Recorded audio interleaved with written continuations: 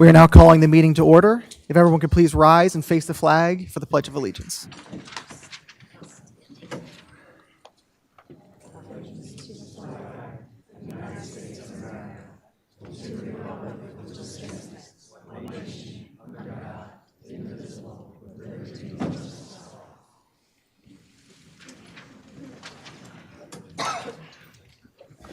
I just want to welcome all of our neighbors, friends, and family members to our meeting tonight. We have a lot of stuff to go over on our agenda and a couple special items, but I'm now going to pass it over to our secretary, Supervisor Garrett, to take roll.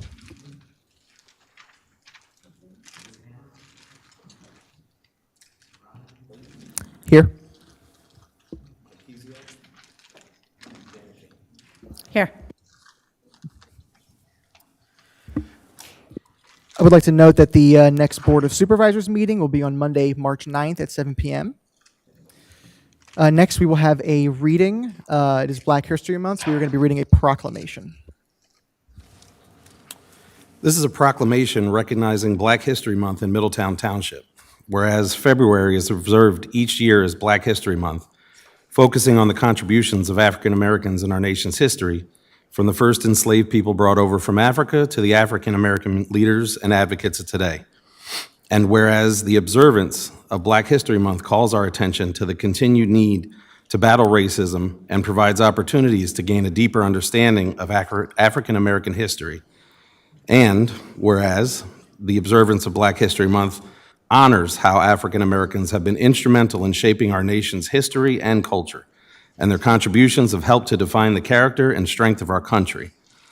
And whereas Black History Month acknowledges the countless obstacles that have been overcome by African Americans to attain freedom, equality, and justice, and encourages the continued fight against systematic racism and discrimination. And whereas the African American Museum of Bucks County, now located in Middletown Township, honors the rich legacy of African American history and culture through traveling exhibits, public events, and educational programs, and has been recognized as Bucks County's official archive of African American history. And now, therefore, do we, the Middletown Township Board of Supervisors, hereby proclaim February 2026 as Black History Month. Proclaimed on this day, the 9th of February, 2026. Thank you, Mr. Garrido. We will now hear about the CDBG application from Delta Community from Mr. Valla. Yes, thank you. This is a request from a local nonprofit organization who is seeking funding from the Bucks County Facilitated Community Development Block Grant Program, and they requested the township assist them in fulfilling the requirement for public notice. And so just to simply read as a public announcement, that Delta Community Supports since 1977 has been serving adults who are intellectually and or physically disabled. They currently manage and maintain group homes in Bucks, Montgomery, and Delaware counties, providing a full range of 24/7 services. In addition to group homes, Delta manages adult day program facilities designed to provide life skills training to those individuals with the intent that they may develop skills needed to integrate into those communities where they live. Recently, following the sale of their previous Bucks County Day Program facility, Delta successfully secured a new location. The facility meets program space requirements with interior renovations, but they have old HVAC equipment that is inefficient and costly to maintain, and they are seeking CDBG assistance to replace their existing HVAC system with a new state-of-the-art energy-efficient system, and they are seeking $216,000 from the county facilitated community development block grant program. And next, tonight's a very special night. I'm sure it's why most of us have gathered here. We are celebrating the retirement of two longtime employees of Middletown Township, Bill Whitaker and Paul Capera.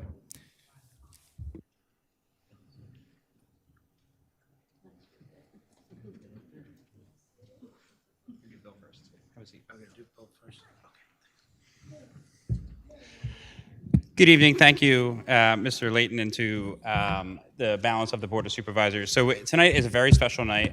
We're going to start off by recognizing Bill Whitaker, who has 46 years of service in our Public Works Department. So to start, I'm going to turn it over to our Director of Public Works, Eric, to get us started. Thank you. Bill, can you please come out?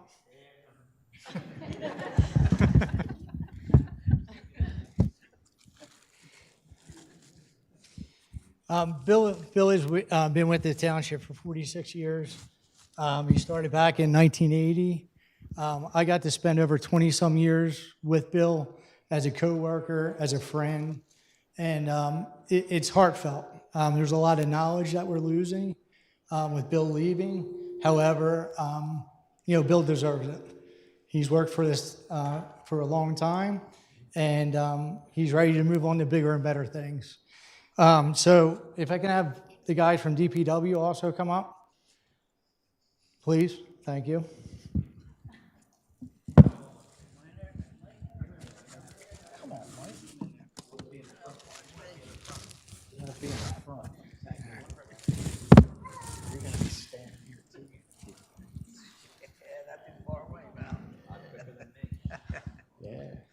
So as you can see, most of or all the department from DPW is out. Bill was an instrumental part of our crew. I can't tell you numerous times where I asked his advice. He was here when we didn't even have roads that were paved, that we had a grader. So that's how far that goes back. So not to put you on the spot, but anyway, we do have a plaque for you, Bill. Congratulations to William Whitaker on your well-deserved retirement. With their gratitude, your experience, and community and involvement that made the township a better place. The Middletown Township would like to honor you with this plaque for all your dedicated years of service. Wishing you endless happiness, good health, and your next adventure ahead. You read that well. Thank you. Thanks. Thank you.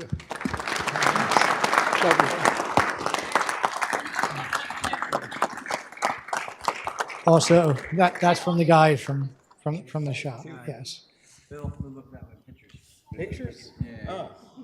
Wait. Do we? Oh, yeah. Everybody's coming. I hope you guys built the stage.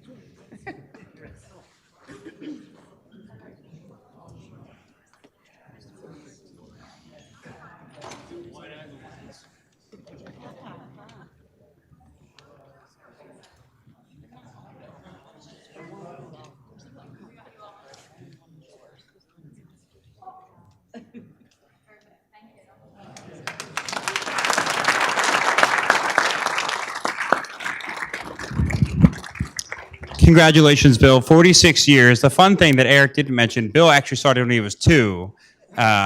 So we're super excited for him. Bill absolutely embodies the spirit of Middletown Township and public service. So Bill, congratulations. We are certainly appreciative of your commitment to the township, and you will definitely be missed. So next is going to be Paul Capera. Paul?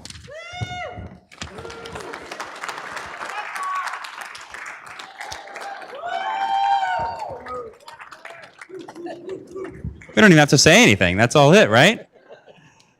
17 and a half years as a full-time employee in Middletown Township. This May would be 20 years of service, Paul. And it has been 20 amazing, excellent years of dedicated service. And honestly, when I thought about what to say tonight, incredible enthusiasm, but always putting the residents first. It was never about yourself. It was always about how we could make this place, this township, an amazing place to live, play, and recreate. One of the things that Paul says to me all the time, he goes, Eden, you have to sell the romance. It's like Parks and Rec is hard. When we think about trails, when we think about the comp plan, it's difficult when it's sort of in your neighborhood, but when you kind of zoom out and you think about what do we want this community to look like, that's where the romance is. So sell the romance, and I will never be as good at selling the romance as Paul is. We certainly appreciate it. Master relationship builder, and what I didn't know until I was trapped in a car with Paul when I first started here this summer, but he's also the local historian, and he has a story about everything. Raise your hand if you've experienced sort of the story about everything from Paul. I imagine every hand behind me is up or should be up, at least. But Paul, we're going to miss those stories incredibly. So we have a short video. Some of you may have already seen, but we're going to play it here real quick. Asking some of your teammates here to describe you, Paul. So are you ready? Did you bribe them for this? Do you know what's coming? All right, let's hear it. Everyone, tonight at our Board of Supervisors meeting, Paul Capera, Director of Parks and Recreation, is being honored for his retirement. I asked a few of his coworkers and team members to explain what it was like working with Paul. Let's see what they said. Hey Nicole, what is one phrase Paul says all of the time? Paul always says you only get one chance to make a good first impression. Hey Joanne, if Paul was something you see in a park, what would he be? One of the squirrels who cannot stop eating. Describe what it's like working with Paul in one word. Funny. Hungry. Hey Maddie, what is one piece of advice Paul has given you? Paul's taught me how to save 100 grand by the age of 30. Hey Patrick, what is one piece of advice Paul has given you? So in Paul's previous career, he was a pension manager. So from the very first day I started working here, the first thing he said to me was, if you want to be able to retire, make sure you have 100,000 saved in your retirement funds by 35, or just give up. A piece of advice that Paul always gave me was to make sure I saved 100K. Well, Paul, I really wish I knew you in my 20s. Eden, what is one thing you will miss about Paul? I will miss his enthusiasm. Hey Miranda, what is one thing you will miss about working with Paul? Where to begin? Probably the 7 a.m. emails, the 12 p.m. text messages, and the 8 p.m. phone calls, and his great pot of coffee 3 times a day.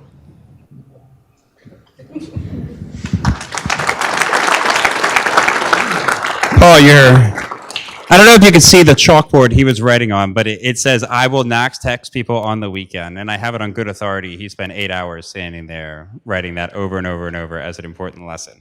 So 17 and a half years, nearly 20 years this May. So who remembers where they were in 2006?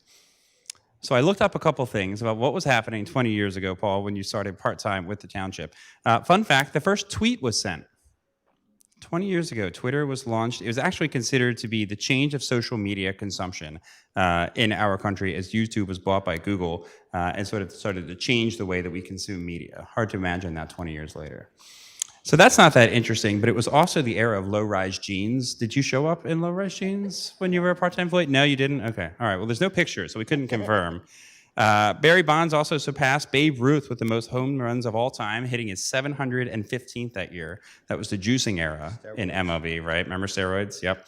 But perhaps most importantly, 2006, Paul's first year with Middletown Township. The Giants, his favorite football team, finished 8-8. But they made it with a wild card into the playoffs that year. And you know who they lost to in the wild card round, Paul? That's right. Go Birds. It was the Eagles. That's right. Go Birds. The Eagles took the Giants out in the first round. That was the Tiki Barber, Eli Manning, and Jeremy Shockey were all on that team. Remember that? Paul, it's sort of fun to mess with you and make fun of you here on this sort of recognition of your years of service because you have brought so much joy into this building, so much joy to the people that you work with, both in and outside of the building. And who better to talk about some of the legacy that you had than another legend. Our former township manager, Stephanie Teoli-Cools, is here, and she also has a couple of remarks. So I'm going to invite Stephanie up to continue this good time. Thank you so much. It's very strange being on this side of the podium. Hi, I'm Stephanie Teoli-Cools. I have had the privilege of serving as township manager for most of his tenure as Parks and Rec director, but I also served with him when he was in other roles in the department. And so, as many of us have joked, there's a lot of joking when it comes to Paul. You know, he can be a lot. He can be a lot, right? It takes a little time to get used to the style of the emails and the texts, things coming in when you're not even awake. But really, all joking aside, Paul is an incredible human being. He's an excellent public servant. And all of those reach outs at all of those hours of the day are because he had ideas. He's got ideas. And when those ideas come into his head to make this township a better place, right, he really wants to get out there and talk to people. So I was here when Paul was promoted to director, and I will say he never lost sight of all the little details of the things that he did before in his other roles. And so a lot of people might not know this, but he handles election logistics. He handles meetings, he stacks chairs, he moves tables, he pays attention, and he does all of this unglamorous work behind the scenes. He's not someone who ever looks at a job description, right? This is a guy who just does whatever it takes to get the job done. He's got a ton of heart. And all of this is because he truly cares about the community. Anytime there was a Parks or Rec project or a new initiative, Paul pursued it with energy and conviction. Or if he believed in it, he didn't let it go. He would be a dog on a bone with any project that he was passionate about. He would push, he would follow up. This is the guy who brought beer gardens to Middletown Township, right? And that was an idea of his probably 3 years before it happened. He is somebody who understands finances, right? We know about his previous life, but this is a guy who always watched the numbers. He always cared about making smart decisions. He cared about stretching resources. He wanted his department always to break even or better. He cared about not just the programs that are in front of him, but the long-range future of the department.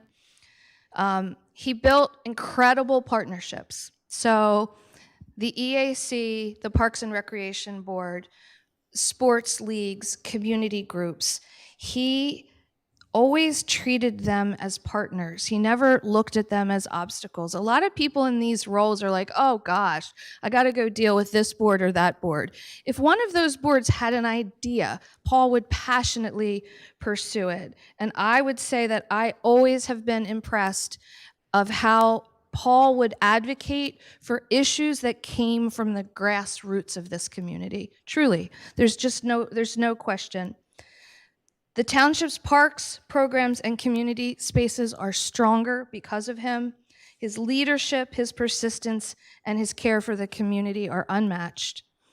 And on a personal note, he's kind of a great guy to work with, right? He's a good person, right? He would do almost anything for his Middletown work family, right? He's got work kids.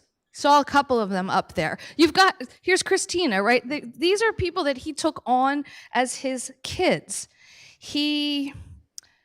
I don't know, the work kids were the recipients of his famous financial retirement advice you heard about.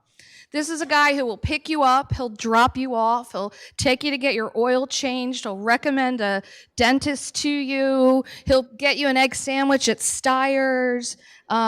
This is the guy, and a lot of people in this room have received a bottle of wine from Paul with a piece of duct tape on it that says Merry Christmas, PK. Happy birthday, PK. I saved my last one. I saved my retirement one. We loved working with Paul, and we loved the stories of his girls, the stories of field hockey, the stories of medical school, and of course the weddings. Oh, the weddings of all weddings. And of course, when baby G came along, he became our favorite pop-pop, and we all get pictures of baby G. And of course, just, all of us remind Paul on the daily how he outkicked his coverage with his wonderful wife, Peg. We constantly try to harass him to buy her cards that cost more than $1. And so, PK, from all of us who worked with you, thank you for your friendship, for your service, your passion, and the beer gardens.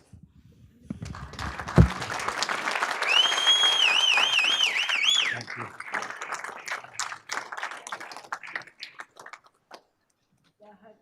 Not done yet. Stephanie, thank you. Stephanie, thank you so much. Next, we're going to invite up Assistant Director for Parks and Rec, Patrick Graham. Thank you.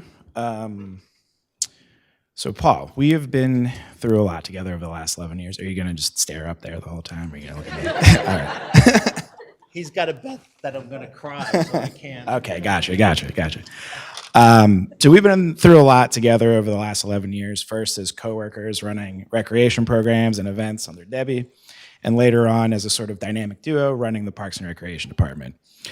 I'm proud of everything we've been able to accomplish, and you should look back on your time here with immense pride, recognizing the impact you've had on the community that you have been a longtime resident of. The township is going to greatly miss your leadership, your creativity, your New York sarcasm, and your 24/7, 365 delayed delivery emails and texts. Although something tells me that we will all continue to receive them regardless of your retirement. You've been an incredible coworker, mentor, financial advisor, and friend, and I'm extremely grateful to know you and have you in my life. I'm sure you can't wait to spend more time with your family and relax, enjoy every minute, and I hope that you can avoid Peg killing you before the year's end. I wish you nothing but the best in retirement, with the lone exception of the New York Giants ever regaining their former glory. Thank you again for Saquon Barkley. Good luck, and go Birds.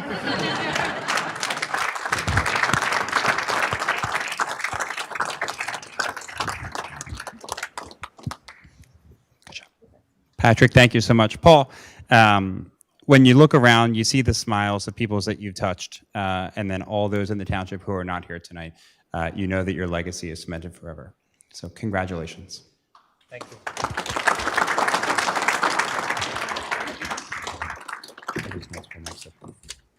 So we have this plaque for you, and we will invite your department for their picture. Oh, cool. Thank you very Come much. up here, yep. To the Parks and Rec department. Take a picture with the board.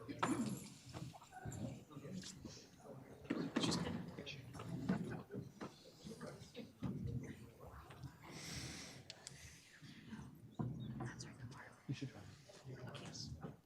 One more, Liz.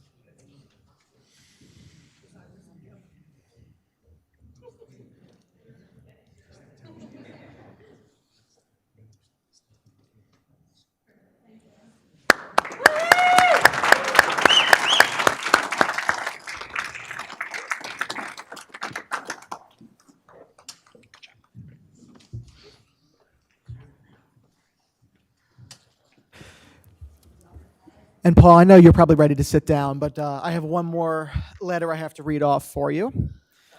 I'm sure many people realize we are down a couple supervisors tonight. Our chairperson, Bernadette Hanna, was not able to make it, and our supervisor, Mike Kiziak, was not here. But they did write a congratulatory letter that I will read off for you. As Paul Capera retires from his role as the Director of Parks and Recreation at Middletown Township, we want to take a moment to express our heartfelt appreciation for his remarkable contributions over the years. Paul's kindness and generosity have touched the lives of countless individuals in our community. His enthusiasm for his work has not only inspired his colleagues, but also brought joy to the many residents who have enjoyed the parks and programs he has helped to develop. His fun-loving spirit and infectious sense of humor made every interaction a pleasure, creating an environment that was always welcoming and positive. I have thoroughly enjoyed working with him, and his dedication to enhancing our community through recreation has left a lasting impact that will be felt for years to come. As he embarks on this new chapter, we want him to know how deeply he will be missed. We wish Paul the very best in all his future endeavors and thank him for everything he has done for Middletown Township. And from the board, we all hope you enjoy your retirement.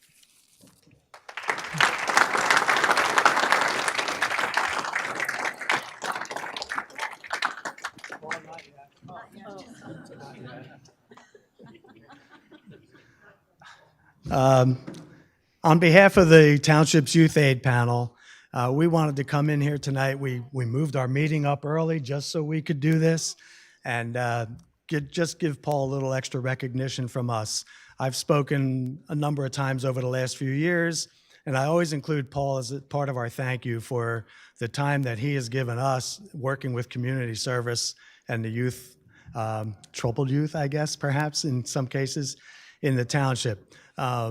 Paul has given a lot of his time over the years. I've known Paul now for 6 or 7 years, I guess, that I've been involved, and he's always been right there ready to help us. But specifically over the last 2 or 3 years, we've probably tripled our requests from Paul for community service help, and he doesn't bat an eyelash. He spends an awful lot of his own time, or has spent an awful lot of his own time helping us out and helping us get things done that way. Everybody has spoken to his wit and humor. And it is interesting when you're dealing with Paul and your kids and you're getting these texts back and forth. And there's a lot of good little twists in there that add a lot of levity and humor to what's going on, to what would otherwise be mundane work for kids. And if I were to slip and call Paul Anthony, he would understand right now what that issue is all about. But we just wanted to give you extra special thanks for the time you've given us. And Rita would like to come up and just say a word or two as well, okay? Thank you, Paul, and congratulations. Thank you, sir.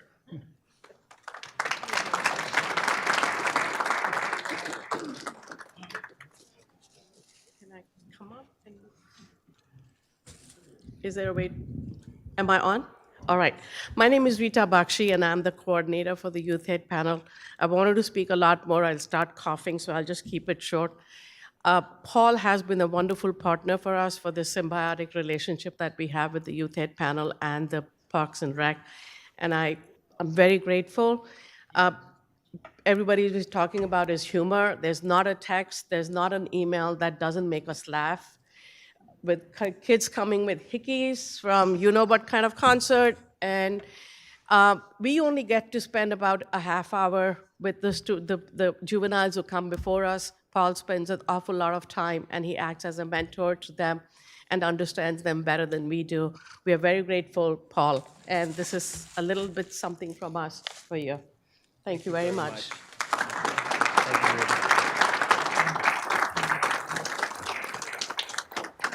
And Paul, before you go, I would remiss to not say something on behalf of myself. You were the first person that I met way back when, at that volunteer cleanup. I just happened to mention that I was running for supervisor. Little did I know that I was talking to the great Paul Capera. So I just wanted to thank you. You've done such amazing work at making the quality of life of residents in Middletown high because of the work in Parks and Rec. So thank you for all of the volunteers, activities, and events that you guys put on. You've done amazing things, and I am proud to say that I was able to work with you and also got to have some Excel fun as an old finance professional like myself. So I really wish you the best in retirement and all the joy with your children and grandchildren. And then Bill, if you're still here, I didn't get to say so, but 46 years is amazing. So I just wanted to give him my healthy retirement, happy retirement. Thank you very much. Hold on, Paul. You're not done yet. You're not done yet, Paul. I'm going to get on the Love Fest. If I may. Paul, I have thoroughly enjoyed working here with so many people, and you, I have to say, are probably at the very top of that list. I've been here pretty much since day one of you being a director, and I can attest to all of the odd hour calls and emails, and the room full of people here is a testament to the dedication that you've had to this township, and there are very few people that I can think of who have spent quite literally every hour of every single day of the week putting this township first, and I can't thank you enough for that. Probably my favorite memory of working with you is all of the bids that we've been able to put together over the years, and I will, because this is being recorded and televised, I will not share the affectionate nickname you've dubbed for me. Some folks in the room know what that is. And I especially want to recognize all the public works guys who turned out, who weren't actually sure if this was truly what it might be, that Paul is actually retiring from here, and that this might be the end of all of the 6:28 a.m. Automated texts that they might be receiving. But I really want to congratulate you on a job well done and many years well served in this township. Thank you for everything. Thank you.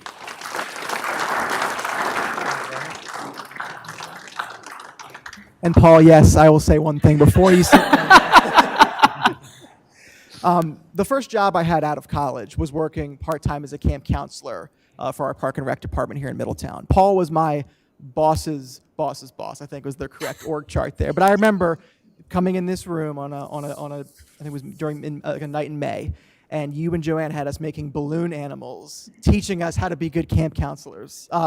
But my favorite memory with you, Paul, my time working in Parks and Rec was, this was right out of college, so I needed I needed more hours at work. And I remember you gave me a job, because I worked at the senior center on Trenton Road. There's a communal garden there. And it was so hot this summer that the plants were wilting from the heat. So Paul sent me out to go water these plants out there, and there was bees chasing me, and I was sweating. But I learned a lot of good lessons from that, not only hard work and about proper crop irrigation, but the most important lesson I learned was that whatever job I get after this has to have air conditioning in the summer. So I thank you so much for that. Also thank you for the life that you breathed into this community. Parks and Rec is really what changes a town from a place where people live in their separate homes to where they come together as a community. And I have seen you just knock it out of the park time after time. And you are going to be missed. Whoever's going to take your place has really big shoes to fill. But you leave behind a legacy that you should be proud of. I've never seen someone get so much love in this room before, so you might be the most loved man in Middletown, and that says something. So thank you so much for your service to our town. It means everything to us. Thank you,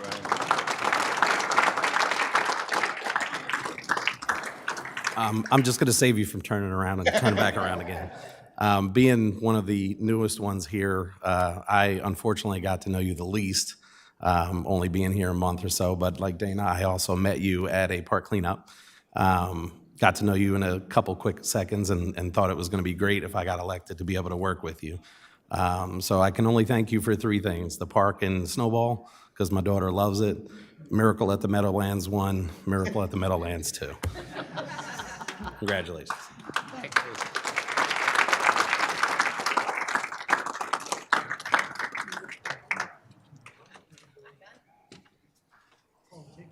All right, everyone. I think we're going to take a quick break here. I know many of you are here on behalf of our retirees, so if anyone wants to clear out, unless you want to hear us talk about local government, which I know is exciting. So, but I will give you all an opportunity to escape now while you still can.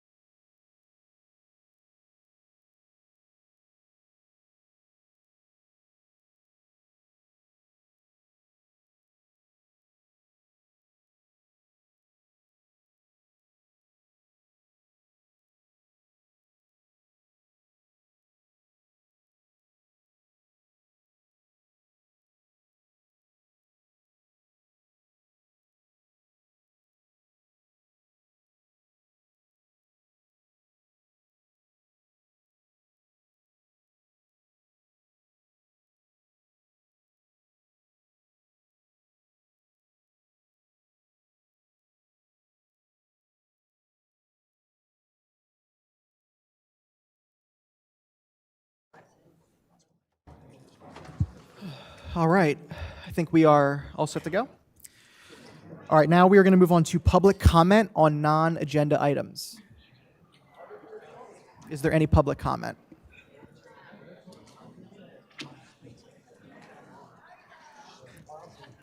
If you could please state your name and whether or not you are a resident or taxpayer of Middletown Township. Okay, good evening. My name is Sheldon Post, and I'm in Red Rose Gate. I have a few quick things, I'll try to be quick, that I wanted to mention tonight. First of which, I know that you're all working on a new policy as far as public comment is concerned, and I wanted to make a few comments about that as to some of the suggested things that I had read a couple months or a month ago that you're considering. One of which was timing people with public comment, 3-minute time limit. I, for one, would be against that. I don't know if I'll exceed 3 minutes here tonight or not. I'm going to try not to, but I remember years back on former boards here where there were some times when we had time limits, and it seemed like more than one supervisor at the time, one was too interested in the clock, and another one was too interested in telling that one that they got 30 seconds left or something. And it kind of bothers me that when things are being timed like that, and I know I saw this at school board meetings on occasion too, and I know that when there's a time limit like that and people are more concerned about a clock, I don't think they're really listening to us and the speakers. And so I have a problem with time limits, and I would hope maybe that you will strike that from consideration. Another aspect that I saw was that you were considering perhaps moving public comment on agenda items up to this point, and then public comment on non-agenda items at the end of the meeting. I have an issue with that as well, both ends of it actually.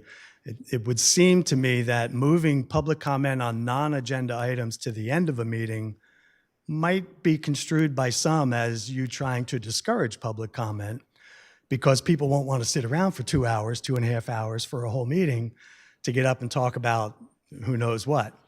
And I think it's important for us to have the time to speak on non-agenda early, because some people don't want to spend all the time sitting here and doing that.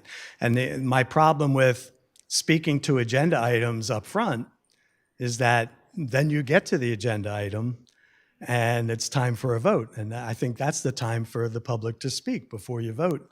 And we don't know what you're going to say when you get to the agenda item, so it's kind of hard to speak to it before we would hear it. So it's just a couple things that I hope you'll consider before you come up with some finalized policy on that matter. The second thing I wanted to mention is something that I brought up probably, I don't know, 6, 7, 8 months ago or something. I had voiced some concerns about the way things are written in agendas, primarily for Planning Commission and for Zoning Hearing Board. People come up here every month and they speak, and oftentimes you're about to make a vote and then the person speaking is told, well, it's kind of too late for what we're saying now because that should have been brought up at Planning Commission and Zoning Hearing and so forth before it gets to this point. And I made the point back then that a lot of times when you look at those agendas, you have no clue what they're talking about. And things improved right away. I felt things were written a little bit better for the most part, and you know, it got better. But to me, it seems to be drifting back again. And if I may, just a couple quick examples. The most recent Planning Commission agenda, one of the items mentions, it says application for preliminary and final land development to propose the demolition of the existing vacant Denny's building to permit the construction of a 2,700 square foot Taco Bell fast food restaurant with dual drive-through at 640 East Lincoln Highway. I think everybody in the room knows exactly what I'm talking about. I think everybody knows Denny's was there. I think everybody knows where it is, what we're dealing with, and so on and so forth. On the same agenda, we have petition on behalf of the Corman Commercial Properties to Middletown Township to seek both a zoning map amendment as well as zoning ordinance text amendment to allow for the rezoning of the aggregate properties referenced in the application to M1 manufacturing and to establish a new use identified as a logistic fulfillment center within the limits of those parcels. It then proceeds to list 1, 2, 3, 4, 5, 6 parcel numbers, which mean nothing to me, along Lincoln Highway to be rezoned to M1 Light Manufacturing District or Open Recreation District, 2011 West Lincoln Highway. I, for one, have no clue what that means, where it is, what it involves, or anything else. And I suspect that there's people behind me that would be in the same boat, and certainly people who might be home watching wouldn't have any idea. So how can I know whether I want to go to that planning commission meeting to question that if I have no clue what it's all about? So again, I would like to, request that, the one item very clearly indicates where it is, what it is, and so on and so forth. And then this item, it's like reading a bunch of a foreign language to me. I had the same instance by looking at the most recent zoning hearing board. I won't read both of them, but there is one that pretty much specifically states what it's all about, and the other one that leaves me in the blue, for one. So again, I would ask that if whoever writes those agendas, if things could be written so that you mention existing buildings like Denny's and so on and so forth, so that people really have a good idea where you're talking about. I know that notices are sent to a certain number of people who live in the proximity, but that's usually very limited, maybe 25, 30 people, when we have thousands, tens of thousands in the township who would have no clue. So I'm just going to request that perhaps agenda items can be looked at a little more, or written a little bit more, with real information that we could all understand. Finally, I think maybe from this side of the room, perhaps, I just have a question about something I saw this morning, and I have to apologize. I wrote it down, and I can't find that piece of paper. There was a truck that pulled up in front of my house this morning. It was a white pickup truck with a camper back, and it had 3 big initials on the door. I think it was like ZFW or something like that. And they brought out a piece of equipment. They drilled a hole in our street. It was probably about that big around. And they drilled it down, pulled out a core, I guess, of the blacktop.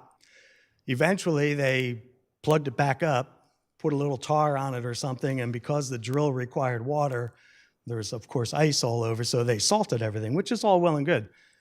But what in the world what was that all about? I would like to know, if you can tell me. I can answer that for you. Okay. So for the road programs, before we design the pavement to be redone, we'll take core samples, and that's exactly what that company was doing. They specialize in that, and it is a small hole. They refill it and they patch it, and that gives them the detailed section of the pavement, how thick it is, if it's been built up over the years, and that gives us all the information that we really need to specify how the paving company that gets the contract, the milling and the paving, what they're able to do, and if they can adjust the road a little bit.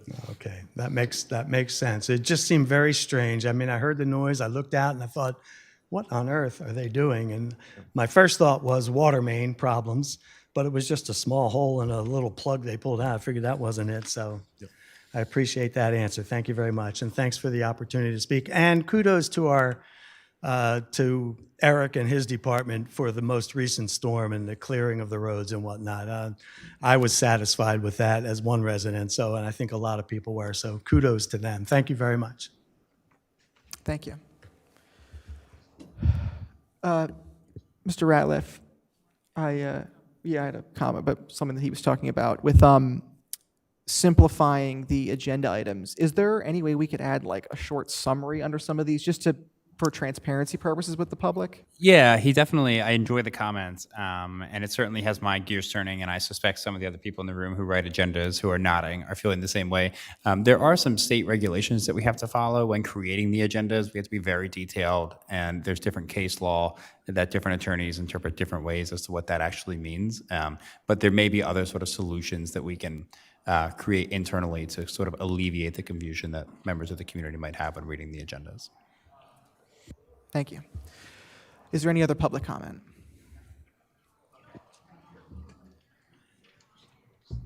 Hello, good evening. Missy Kitzmiller, resident and taxpayer. And I'm speaking to you tonight as a longtime member of the Parks and Recreation Board and as someone who genuinely loves this community. I want to begin by recognizing Paul Capera. I know his time is already over, but and the incredible job that he has done for this township. His leadership built the foundation for everything that Parks and Rec has become. His retirement is well-deserved, but it leaves a huge hole and very big shoes to fill. I'm not here to criticize any individual, especially someone who hasn't even started yet. My concern is about the process and about protecting what has already been built.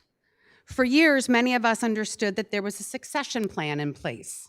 Instead, we now find ourselves with an entirely new direction and almost a complete loss of the team that carried these programs. Paul retiring, Patrick gone, Nicole leaving, and Joanne left to hold it all together. Over the past several years, we have finally reached a point where Parks and Rec truly works.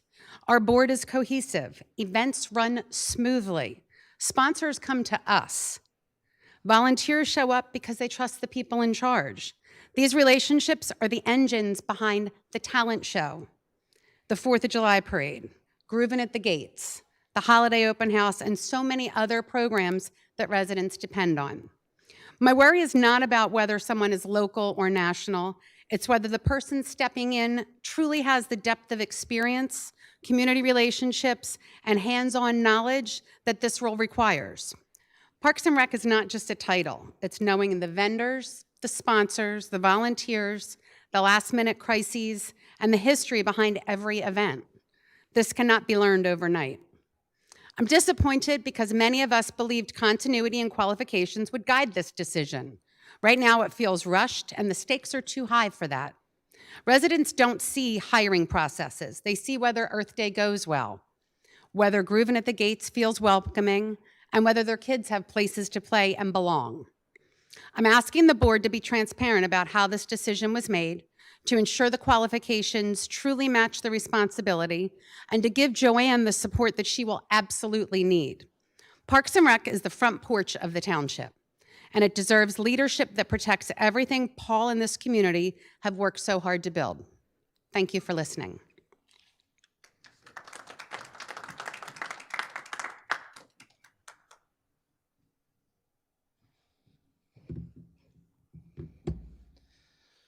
Hello, I'm a taxpayer, and I live in the community. I would like to tell Could Bill. you just state your name, sir, for the... Oh, I'm sorry, Michael Morris. I'd like to say congratulations to Bill and Paul for retirement, and God bless them, and have a great one. I do feel a little jealous with Paul because I never got to know him, but I'm only a taxpayer. But it sounds like it was an anchor to the township.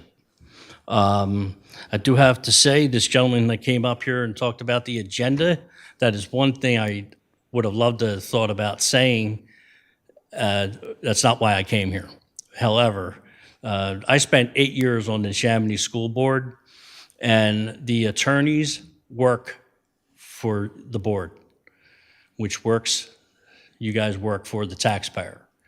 Now, that agenda thing that the gentleman was speaking about, you don't put a bunch of codes in there and say, all right, Mr. Taxpayer, go out and figure out that code or the address or things like that. I think that could be cleaned up, and even on the legal side, I understand what you're saying there. So I would look forward to that. And it would be a great transparency to everybody. I know we have to bring it down a little bit because the legal and then the citizen. Then the other thing here is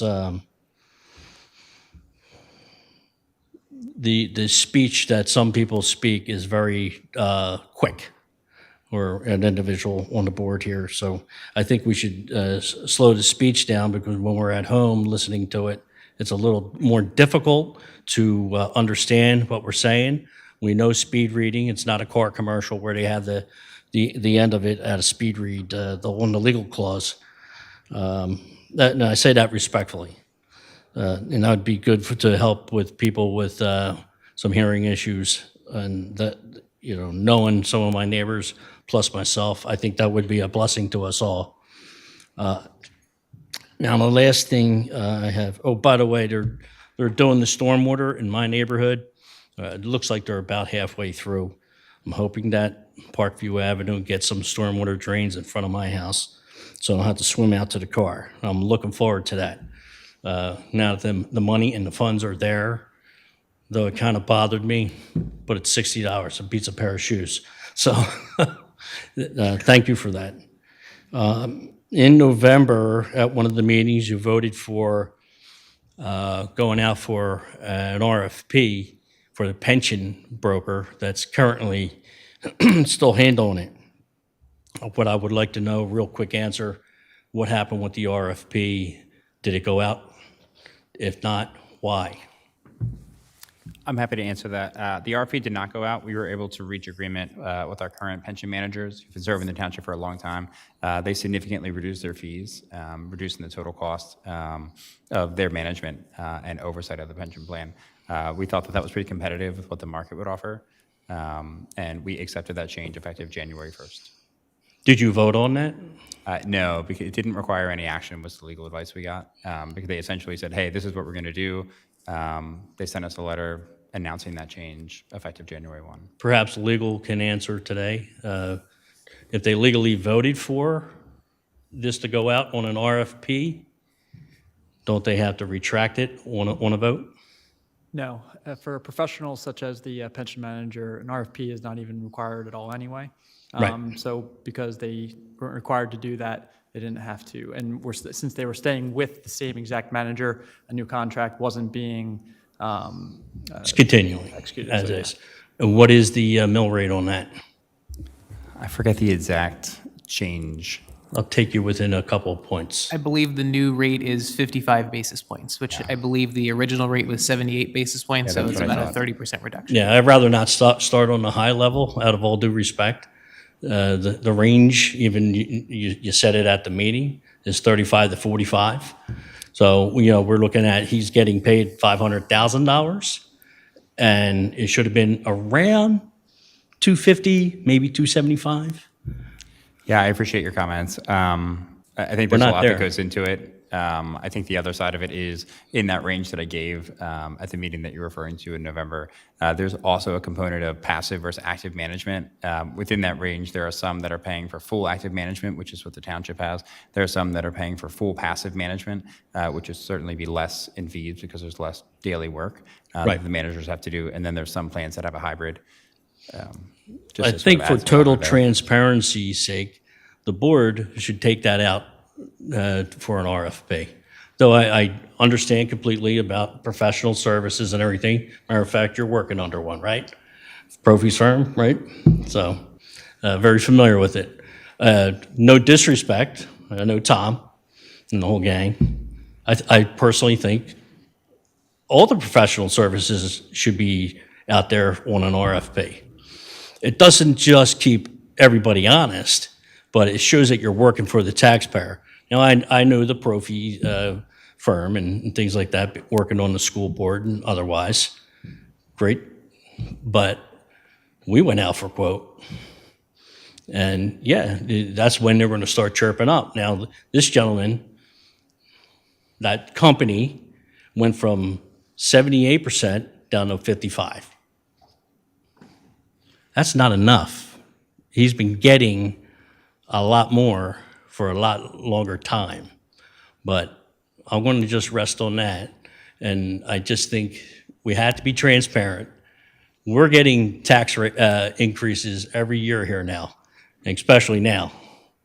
So, I mean, the EIT tax. I would love to do an audit, to be honest with you, and a right to know on where the tax money's going, so I can get up to speed. Maybe I'll run for a seat someday.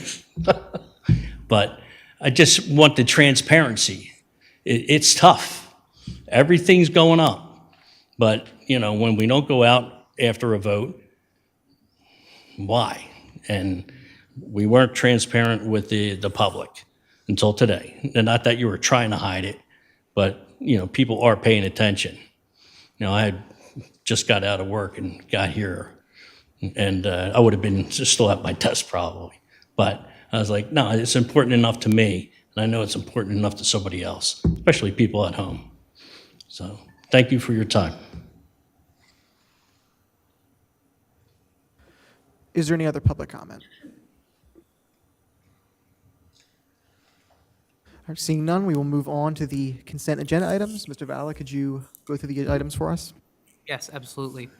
Consent agenda items. Item A, consideration of authorizing payment of February 9th, 2026 bills list in the amount of $2,587,139.07. Item B, consideration of approving the January 5th, 2026 and January 12th, 2026 minutes of the public meetings of the Middletown Township Board of Supervisors. Item C, consideration of authorizing advertisement of bid specifications for various 2026 projects. Item D, consideration of adopting Resolution 26-09R, appointing bank signatories. Item E, consideration of adopting Resolution 26-10R, declaring a snow emergency beginning January 24th, 2026.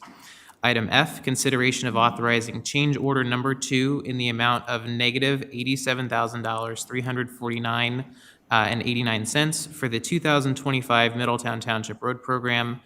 Item G, consideration of authorizing payment certificate number 2 final in the amount of $59,026.03 for the 2025 Road Improvement Program. Item H, consideration of enacting ordinance 26-01 to adopt amendment to the Police Department ordinance removing job descriptions from codification.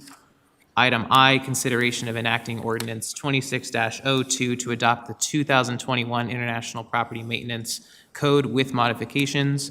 And item J, consideration of affirming termination of police services contract with Sesame Place, SeaWorld Parks and Entertainment, LLC.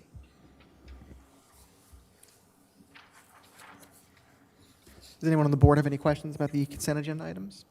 I would just, I know number C, consideration of authorizing advertisement of bid specifications for various 26 projects is a slight change in process. So I'm hoping that I'd like to request that as these projects come up and as we go to, start pursuing that bid, if you could reach out to the board and just let us know as those projects come up, so that we can be aware of all the things that are happening. Absolutely. We'll make sure that we're making the board aware in our wrap-up process now, and we'll also add it to the various department head reports that we give at the meeting so the public can follow along too. And for the public's purposes, because these specifically are bidded projects, the board by law has to award or reject those bids. And so there will be a closing of the loop, if you will. So for anybody who's listening or may not be familiar with that process, this will not be the only time you're hearing about those. Mr. Layton, can I make a comment? On item J is the consideration of affirming the termination of police services with Sesame Place.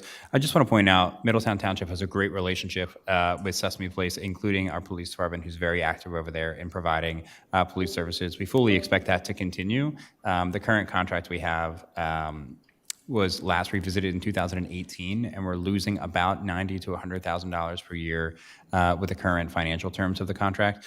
And so we've been in touch with the executive director of Sesame and discussed this. We're looking forward to, and we expect, positive negotiations to sort of address this process. We're not looking to profit on providing the service. We're just looking to make sure that the taxpayers aren't subsidizing.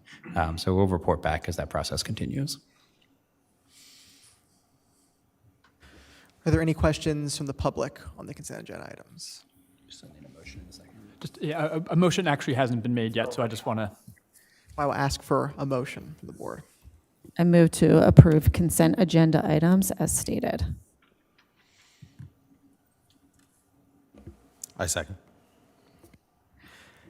Now, is there any questions from the public on the consent agenda items? It's the big seat, Ryan. Don't screw it up. Eric Bruno, 79 Sweetgum. I just want to point out two things, because government is not always, or it's always criticized when we go over budget on everything. But consent item F, we're under 87,000, if I understand this right, on a project. We're going under, under budget. That's fantastic. That just needs to be pointed out. And I guess based on what Mr. Eckhoff just said, we're saving money as well by renegotiating a contract as well. So I just want to point out to the general public that sometimes we can come under budget and can start saving money. Is there any other public comment? All right, seeing none. All those in favor of passing the consent agenda, say aye. Aye. Aye. Is there any opposed? Motion passes 3-0. Next, there's the consideration of amended final land development application, S/LD number 25-1 at 1411 Highland Avenue, TMP number 22-016-183 R-2 Residential Zoning District to add a small addition and reconfigure the existing parking lot. Yes, good evening. Yes, this is a amended land development application for an addition to the daycare facility at 1411 Highland Avenue. Hence the amended final land development term. This did receive preliminary and final land development approval in June of last year. Supervisor Keene, you may recall, and Supervisor Layton, you were on the Planning Commission at the time and gave it a recommendation of approval. If we can go to the next slide real quickly, please. This is the original plan that was approved. The property owner and attorney who are also here to cover anything that I may have missed through this intro. There's an accessory building, an existing accessory building. They were originally going to actually put a second story on an accessory building and also put a small addition that would connect the accessory building with the main building for the expansion. They've ran into some issues with that accessory building, just the state of it and everything else. So if you can go into the next slide, please.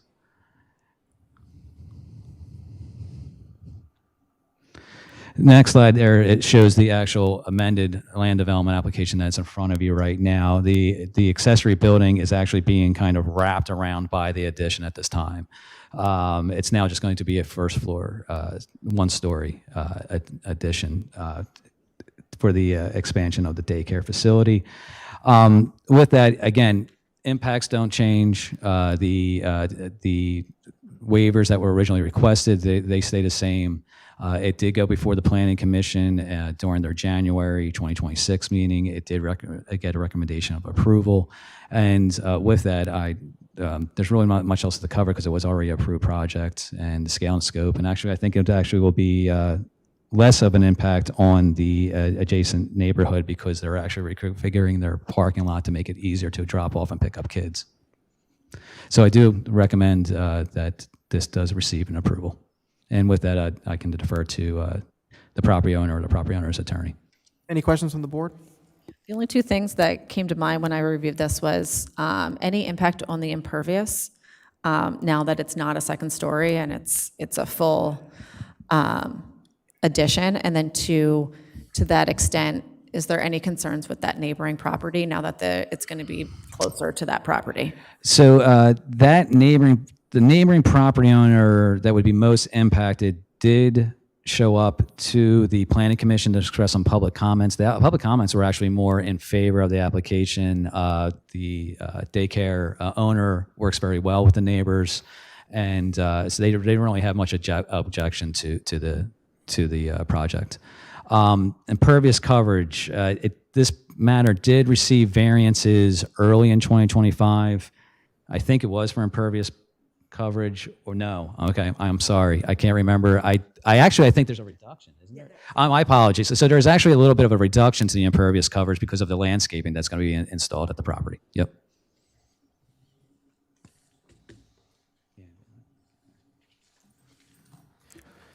I'm looking for a motion to approve. I'll make a motion to grant amended final land development plan approval for the proposed expansion to the daycare facility at 1411 Highland Avenue, SLD 25-1, with the following conditions. Applicant shall comply in full with all requirements of the Middletown Township subdivision and land development ordinance and the Middletown Township zoning ordinance unless relief was granted by the body having jurisdiction, and 2, any remaining review comments shall be addressed in full. Is there a second? I second. Any questions from the public?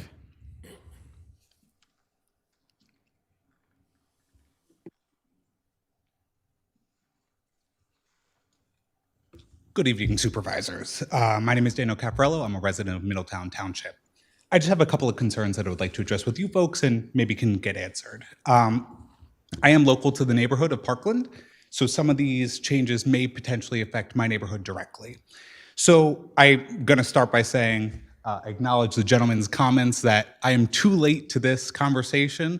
One of the reasons being my residence was not notified. 32 residents were notified.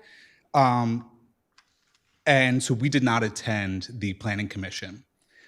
We did review the Planning Commission that happened earlier this month, and it was brought to our attention through that Planning Commission that the stormwater was a concern of the engineering report, and some of those concerns were addressed. The neighbor at the top of the hill specifically brought up a concern that they did not want the water routed down Avenue B because of a concern of the water infiltrating their property, it seemed like. So my first question for you folks is, were the neighbors downhill of the property notified of potential changes to this property? Do we know? So I think it's a Yeah, so the zoning code requires us to provide notice within a certain amount of feet, which I don't know off the top of my head, from the project location. So that would have been the regulations we followed. Okay, I appreciate it. But I can, Mr. Kessler, would you be able to speak to some of the comments around stormwater? I know that there's certain specifications that they do need to meet in order to be able to develop. Yeah, absolutely. The township's ordinance outlines the requirements they have to meet for any kind of development, and in addition, qualifies for that type of plan, including their amended plans. So they have to meet all the ordinance requirements. The report, the comments we had, the applicant did go back and satisfy and clarify to make sure they were meeting the township requirements to manage the stormwater that they're generating on the site there. And I know there was some discussion back and forth about the most appropriate direction of the stormwater. And I believe the comments of previous neighbors have been taken into consideration. Has a data-driven solution been involved here? Has a water study, a stormwater study been conducted to determine what would impact the neighbors the least, opposed to who came out to speak? That's pretty much what the applicant puts together as their stormwater report. It's a document that goes through all their calculations and methods. I'll let the applicant kind of expand if they kind of assess some different options. But what they provided with their application, managed what they were proposing on their plan, and then also the stormwater requirements in the township ordinance. So it does meet those management requirements.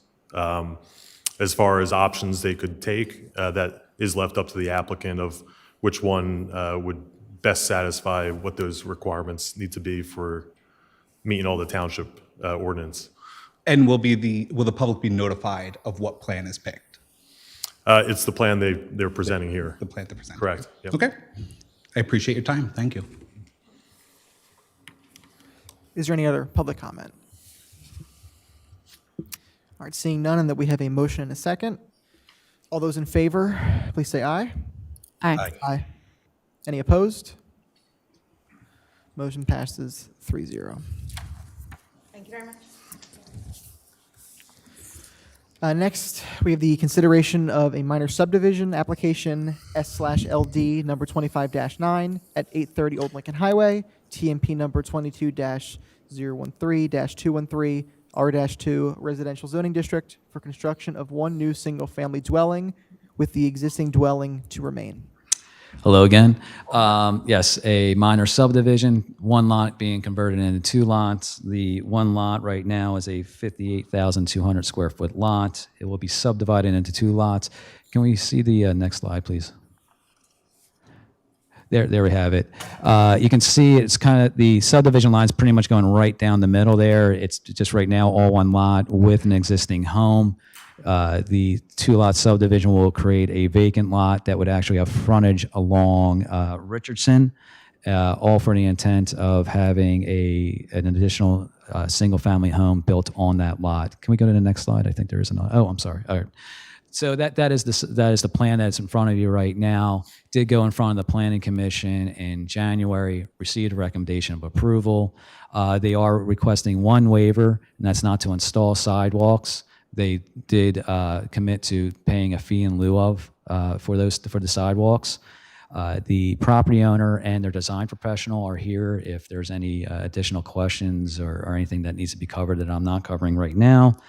And with that, I feel that the impacts are negligible. It's literally just going to eventually bring one home to the neighborhood, and the character and design of that home will be very similar to that adjacent community. So with it, I do recommend approval, and within my policy briefing that's in your packets, there is the recommended motion. I can't remember off the top of my head, but is there any like displacement of trees or other like shrubbery from this project that would be of like significant impact? Yes, good evening. My name is Larry Byrne. I'm the engineer for the project. And the rear lot, which I'll call it the front on Richardson, is basically lawn, but there are some trees that are on that lawn area that will be removed. And does the applicant have to pay a fee or replant trees if they agree to this? Well, I'll get in there. I don't believe there's any requirement for tree replacement because the limited number of trees, and it's not by definition considered a woodland. So there's no like limits. There's some trees coming out, but my understanding is it doesn't meet the definition of woodland, so there's no tree replacement required. But fair statement? Yes. Yeah. And these two new lots, neither one are non-conforming, right? They're both conforming to the lot area. Yes, that's a good point. That this did not go in front of the zoning hearing board, didn't need to go in zoning hearing board for any variances. You have a very large lot for the zoning district being cut into two lots that are fully compliant with that zoning district. That's great. And I'm seeing on here like asterisk, but the proposed is like, I was concerned that I saw like the lot coverage was max, the building coverage was max, but that's only kind of, if at most, this is what they would develop on. That's correct. So the existing home really doesn't do anything because it's already there on a conforming lot, even when it has the subdivision. We don't really yet know what that new home's going to bring as far as coverages and everything else, because they're going to have to go through permitting and eventually appear in front of the building and zoning department to get granted those permits. But that also, it would be fully compliant with the zoning. And I would imagine that's probably going to be pretty well under the building coverage percentage and impervious coverage percentage. Are there homes on either side of that lot currently? Do they both have sidewalks? There's no sidewalks in that general area. Hence why there was not an issue with granting the waiver, but as long as they were going to pay a fee. That was my question, aesthetically, if you had a sidewalk, and then a break for no reason. So, all right, thank you. Any other questions from the board? If not, I will take a motion. I make a motion to grant a subdivision and land development plan for approval for 830 Old Lincoln Highway, two-lot subdivision and construction of an additional dwelling, SLD 25-13, with the following conditions. 1, applicant shall comply in full with all requirements of the Middletown Township subdivision and land development ordinance and the Middletown Township zoning ordinance, unless relief was granted by the body having jurisdiction.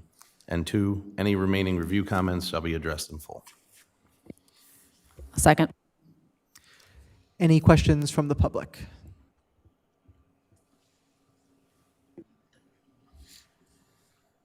So if I understand correctly, you had to go and get no variances for the code on this, these structures, right? That's correct.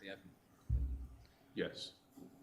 So your setbacks are standard? Yes. According to the township? Yes. Well, why wouldn't we put in a sidewalk? Just curious. Well, as you said, there's no sidewalks anywhere along West Richardson, and Old Lincoln Highway is a state highway, and they wouldn't permit sidewalks along there. Okay. Right, just curious because that seems to be an issue on Lincoln Highway, but I get it. Thank you. I'll add too, when we look at the sidewalk requirement, not too long ago, there was another property on West Richardson, and we look at the overall kind of community of the block to see if there would be a benefit of having a sidewalk added, or if really there's no connections to make do there. The only time we would recommend a fee in lieu is if there really wasn't any connections for sidewalk in that community area there. So that's why it's one of the requested waivers here tonight. Any other questions from the public? All right, seeing none. All those in favor, please say aye. Aye. Aye. Any opposed? Motion passes 3-0. Thank you. Next, we will hear a presentation by Karen Ogden, from the Chamonix Consortium. Hello, I'm Karen Ogden with the Bucks County Conservation District. And I'm Ken Jones with the president of the Neshaminy Watershed Association. Before I start, I got to say I'm in the Paul fan club too. I only had 4 years with him, but in his capacity with the Environmental Advisory Committee and as Parks and Rec, I had the benefit of working with him both for public outreach at Core Creek and Groovin at the Gates, and it's always a good time. I never have a hard time getting volunteers from the office to come to one of Paul's events, so that was a good thing. But that's not why we're here tonight. Tonight, we're here to talk about the Chamonix watershed and where we would like to take watershed management into the future. Since we can, oh, I have the clicker, sorry. We'll move on. No, the other way. That way. Okay, so back in 2023, weekly, I would meet with the Chamonix Watershed Association, Penn State Extension Master Watershed Stewards, and we would be doing project level planning, trying to get small green stormwater infrastructure projects on the ground. And it was very much ad hoc. Wherever there was an opportunity, we would jump. We were bringing in, I think we brought in like 10,000 tree saplings over 3 or 4 years and just tried our best to find places to put them in the ground and get the people to do the work. So for a year, we're talking, weekly, getting that work done. But we knew as we were doing this, we've all had that there's got to be a better way feeling, and that spurred on this initiative that we're here for tonight. But before we got here, last year, almost a year ago, we came before you and asked for your support in building a pilot steering committee of, at the time we were working with 6 municipalities. We wanted to get the townships around the table to talk about how we could work together with a district and with a nonprofit to advance watershed management. So you all were gracious enough to sign Paul to our committee. And through the course of 2025, we met and we evaluated a lot of different, before we could evaluate anything, we had to get a grasp on what the main problems are and what challenges. Did I do that? There it is. What were the challenges for the municipalities? And when we talk about MS4 stormwater management, we often would hear it's an unfunded mandate. So obviously finances is always the #1 problem. Not just the dollars, but the staff and the time necessary to manage and report on their MS4 permits. And then sometimes there's a gap in the knowledge of natural resource management, like people actually know how to make a forest do what a forest needs to do, and the green infrastructure that's being designed and implemented. So we became familiar with the problems, and then we looked around to see what was going on in other regions. And within southeastern Pennsylvania, there's 6 stormwater collaboratives in Chester and Montgomery counties. Bucks County does not have any, so this is a first for the county. We looked at the different models that those collaboratives were using, and we pulled from it some key points, key service areas that we thought our collaborative could offer to the member municipalities. And so and that's where the analysis started, and that's where I'm going to turn it over to Ken to talk about what we pulled from that process. Is this the magic button? The down arrow. Very good. Thank you, Karen. So if we look at this diagram here, this is sort of classic magic quadrant analysis here. We're looking on the x-axis there, what's the value to the municipalities? And this isn't what we said. This is what the representatives from the various municipalities came up with. So we were really facilitating this discussion. And on the y-axis, feasibility, can we actually pull this off?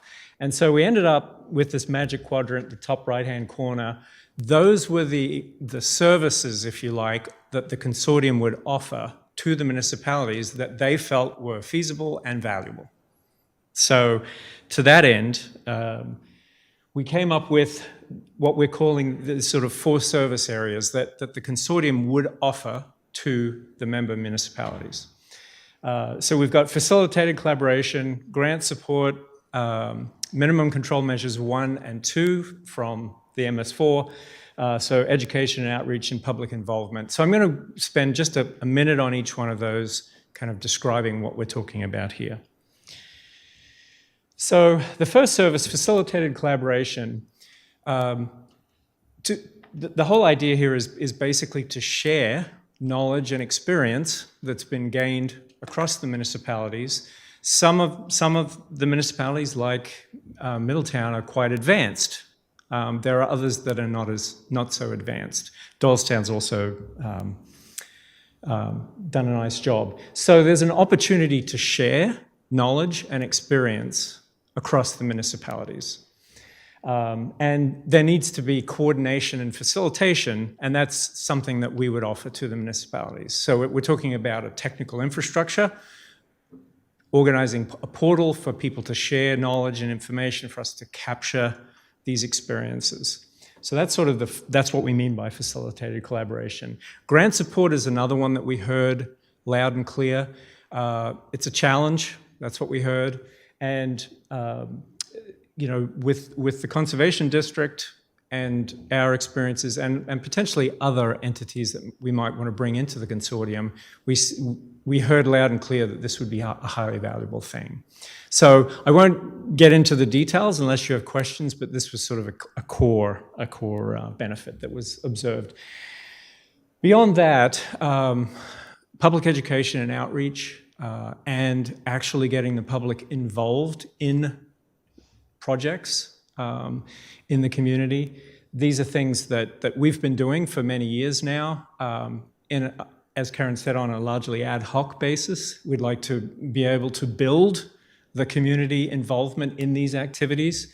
And to that end, you know, we, the consortium, would create podcasts, videos, public education that all of the municipalities that are members of the consortium could utilize. So it's, you know, hopefully going to prevent the sort of the reinvention of the wheel. So we're talking about creating a portfolio of assets that everybody can use. And then the public involvement, we've been doing that for many years. Frankly, it's a lot of fun, and we think there are a lot of other people in the community who would like to be who would benefit from being involved in it. They're just not aware of it. And it's difficult for the municipalities to organize those kind of activities, although I think it sounds like you guys are doing a pretty good job. So in terms of kind of the roles and responsibilities here of the different organizations, so the NWA, we would act as the fiscal agent, so we are going to be responsible for managing the money, if you like, associated with this consortium. We'll be creating the content, organizing the volunteers. The Conservation District is more than just the technical role here. Do you want to elaborate more on that? Well, essentially, yeah, the technical and really a cheerleader. I mean, and working on the outreach and trying to build the whole community to support stormwater management in a way that, in a cohesive way, that we're just now, in my opinion, the county is just starting to go down that path. And we have a little catch-up work to do, so we're going to try to push it forward using this as a tool. And the member municipalities, you are ultimately the decision makers and really the drivers for making stuff happen in this consortium. Something I want to point out that we think is very important is the individual, the primary person who would be your representative.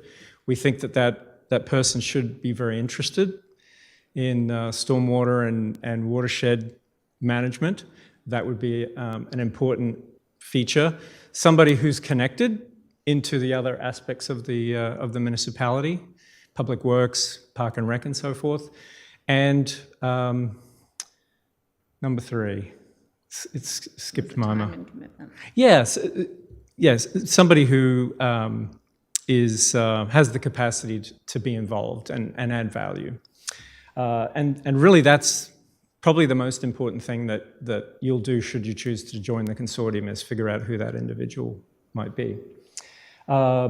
Ultimately, that person is going to represent you and is going to bring ideas and some of the artifacts that we're going to produce to the municipality. Okay, so what's the ask here? What we're looking for is a commitment to participate in bi-monthly meetings. So this individual is going to represent the township. We're looking at a fairly small, lean ask to support some of the infrastructure that we need to create to support the consortium as we go forward. We think it's a non-binding memorandum of understanding. You know, this is something we've got to figure out with 6 municipalities to start with, so that may take a little bit of time to figure out exactly how that's going to work. But the idea is that you're making a commitment, but if we can't make this thing work, and let's face it, we're optimistic, but this is the first time it's being done in Bucks County. If it doesn't work out, you can step away. So the pitch here is for you to join the consortium. I think you've got a packet of information about how we went about the process and what we're proposing, figure out who that individual would be, and then vote to join. Now, I understand that there was a recommendation to go with a resolution as opposed to a, so Opposite, it was a recommendation that since it's a consortium, I'm sorry, yes. To do an ordinance. Ordinance versus a resolution. Yes. Can you give us the benefit of the thinking behind that? It's required. It's required. a consortium, yeah, it's a legal requirement. If it's just a intergovernmental agreement between two, we only need the resolution. Since it's a consortium, we need the ordinance. Okay. I can send you some information. That'd be on great. that. I'd appreciate it. You're the first one who's told us that. Fantastic, yeah. So that's all we had to present to you. If you have any questions, we're happy to field them. No, I, for one, am excited about joining this. I know watershed health is very important to myself and my neighbors since we have well water. So, and obviously we've done a lot of work over the past couple of years with stormwater management. So I think this just continues that. So thank you for putting this together. Our pleasure, yeah. Yeah, and I'm definitely excited about, the prospect of additional grant funding and getting the community involved. It's something that I know our outgoing Parks and Rec director put a lot of work in, and we want to make sure that's continued and have a spirit of, having the community come together and keep our area clean and well kept. So those are definitely two things that I liked a lot about your proposal. I did want to add, just for the board's edification, that a couple weeks ago at the January meeting of the Stormwater Advisory Committee, we had Karen and Ken present to that committee the same presentation, and they also received this positively, and we're excited for the board to consider this. Great. Thank you for your time. We appreciate it. Good night. Do you want me to make we have to authorize an ordinance, correct? Yes. Okay. I move to authorize the township solicitor to draft and advertise an ordinance establishing participation in the Neshaminy Watershed Consortium. I will second that. Are there any questions from the public? Seeing none, I want to ask for a vote. All those in favor say aye. Aye. Aye. Any opposed? Passes 3-0. Moving on, we are now on the consideration of authorizing advertisement of an ordinance to increase the speed limit of Big Oak Road from 25 miles per hour to 35 miles per hour, and to add stop signs to Flame Drive at the intersection with Fir Avenue and Alyssa Lynn Way at the intersection with Fir Avenue. Yes, good evening. So before you tonight, there are two items. They are unrelated to one another, other than the fact that they amend the same ordinance. So just from an administrative standpoint, the board has the ability to make the same legislative action simultaneously. So just that is what is before you, but I will talk about them individually. First is a bit of an unusual request. The Traffic Commission has heard both of these. The first is on Big Oak Road, which for folks who might be familiar, begins in Middletown Township near Steyer's Orchard on Woodburn Road, and then ultimately terminates going into Lower Makefield Township. Towards Township Line Road. Currently, it is signed as 25 miles an hour. That speed limit was actually reduced about 14 or 15 years ago because that was previous to that road being properly paved as it is now. And so at that time, it was seen as a safety issue, which was the justification at the time for reducing the speed limit. That has since changed. There was a thorough analysis performed by the township traffic engineer back in December, and because it is a primarily industrial area, there's no residential properties that front to that roadway. And really for the safety of the residents, that was actually the genesis of this, is there was somebody who was basically getting incessantly beeped at for going at the proper speed limit of 25 miles an hour.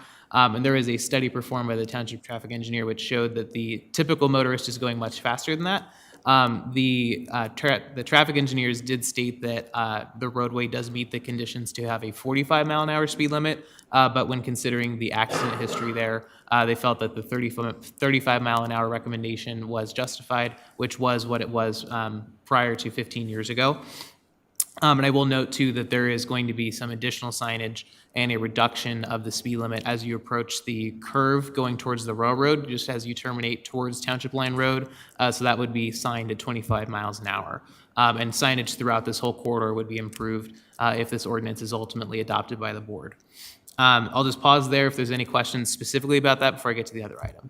Nothing specific about that, but one of the things at one of those intersections, I was hoping that maybe you could bring to the Traffic Commission is when you're on your way from the Coles and you're turning left onto that road, if we can do anything about getting additional signage so that those people coming from the stop sign do not, I find myself the past couple of months having to stop on the tracks because somebody started going on the stop sign, not realizing that I didn't have a stop sign. So if we could do anything, any ideas that would come up, that would be helpful. Sure, I'm happy to make a note of that. I will also mention, it's been some time since we've talked about it in this forum, that PennDOT has a consultant studying 2 rail crossings in the township, one of which is what you're suggesting on Township Line Road. The other being probably one that folks are much more familiar with being problematic, which is on Woodburn Road, kind of near the CSX commercial tracks as well as the SEPTA train station. 2 of the 4 rail crossings that are being studied across the whole state are right here in the township. And so I know that there is some additional attention to that, but I'm certainly happy to address that with the Traffic Commission.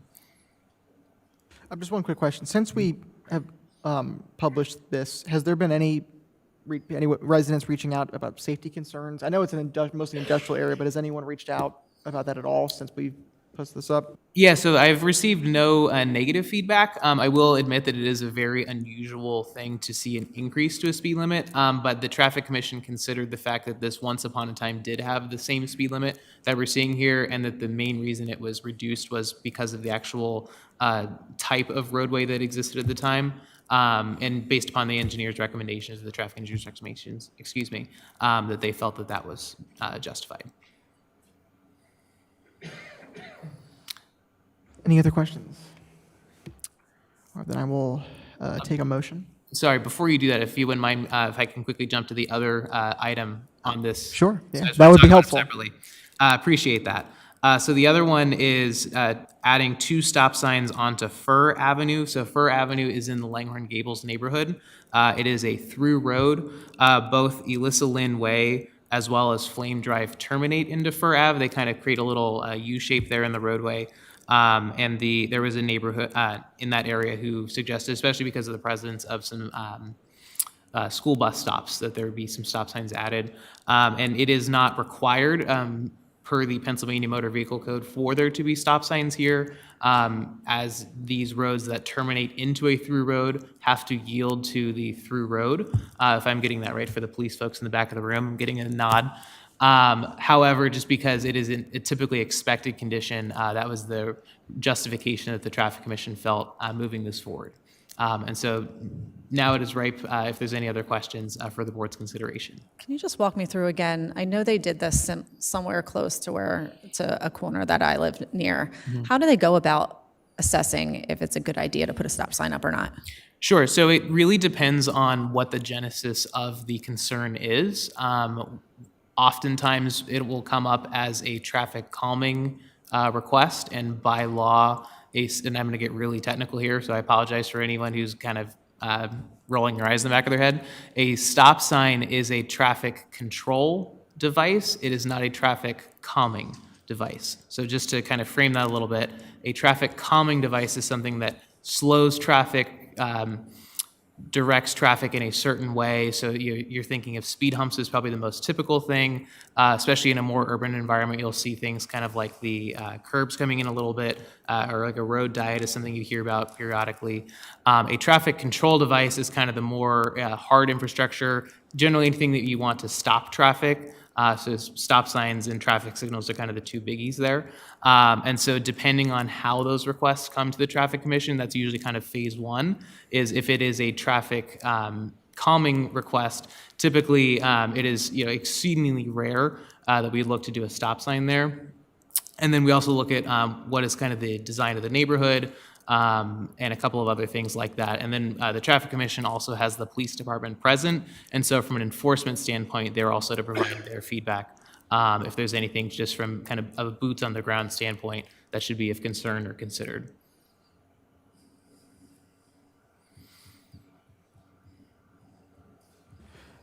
Now we'll take a motion. I move to authorize the township solicitor to draft and advertise an ordinance to increase the speed limit on Big Oak Road from 25 miles an hour to 35 miles per hour, and to add stop signs on Flame Drive at Fir Avenue and on Elisa Lynn Way at Fir Avenue.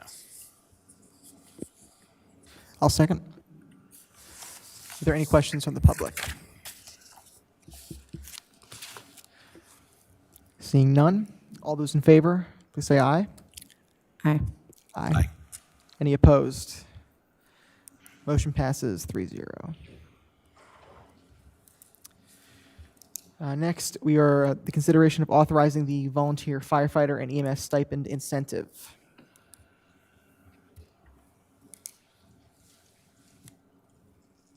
Oh, is this me?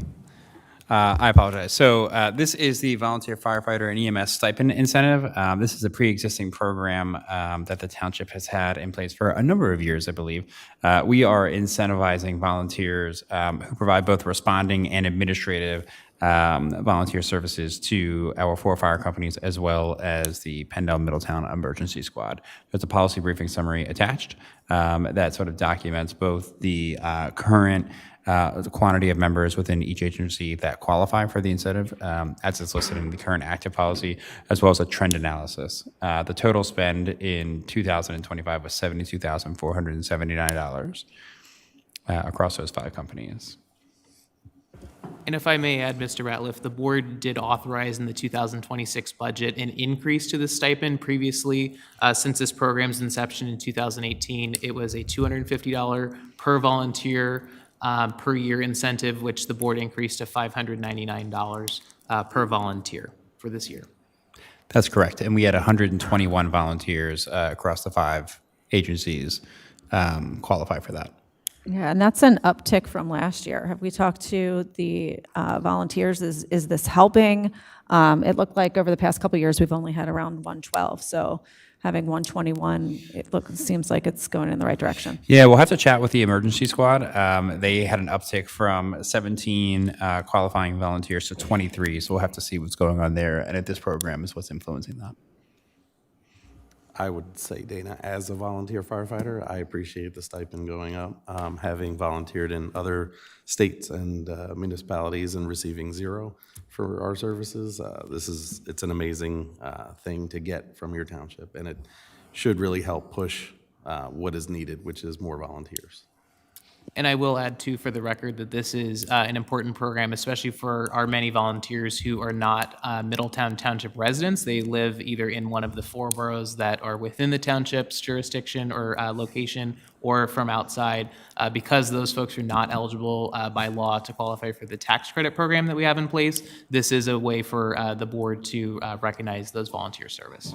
And do we know, have the boroughs put something in similar to this type of incentive yet? Yeah, my understanding is that they have not. We are talking with the chiefs now about how the townships can sort of kindly, without trying to influence the process, provide some information to the boroughs for them to consider in partnering with this as well. To Mr. Vala's point, this is one of 3 ways Middletown Township residents can be financially incentivized. The other 2, of course, being a little bit more popular with a 100% reduction in real estate taxes and 100% reduction in their earned income tax.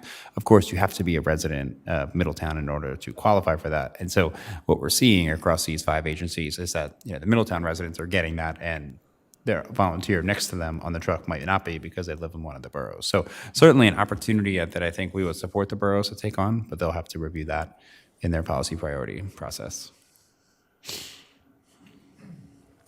Yeah, I think this is a great program that we're starting here. I know we've talked a lot about volunteerism in the firefight departments here, so it is always good to see that we are incentivizing new recruits and keeping the ones that we have. Is there any other questions on the board?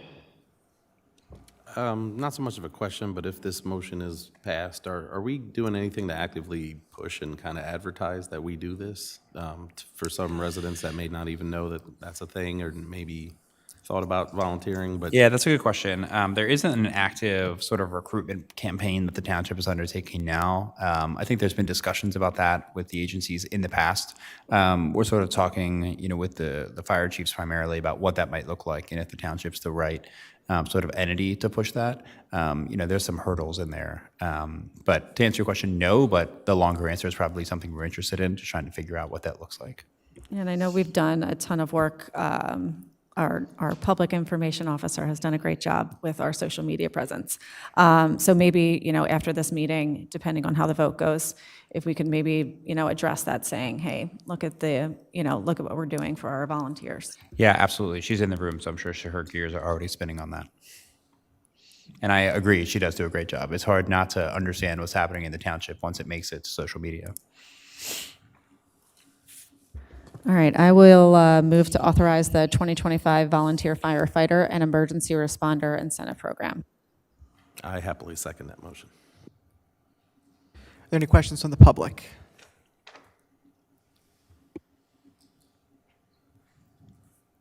Hello again, Sheldon Post, Red Rose Gate. Not a question, just a comment. If there's any agenda item, in my opinion, that requires an immediate 5-0, or in this case 3-0 vote in favor, it's something like this.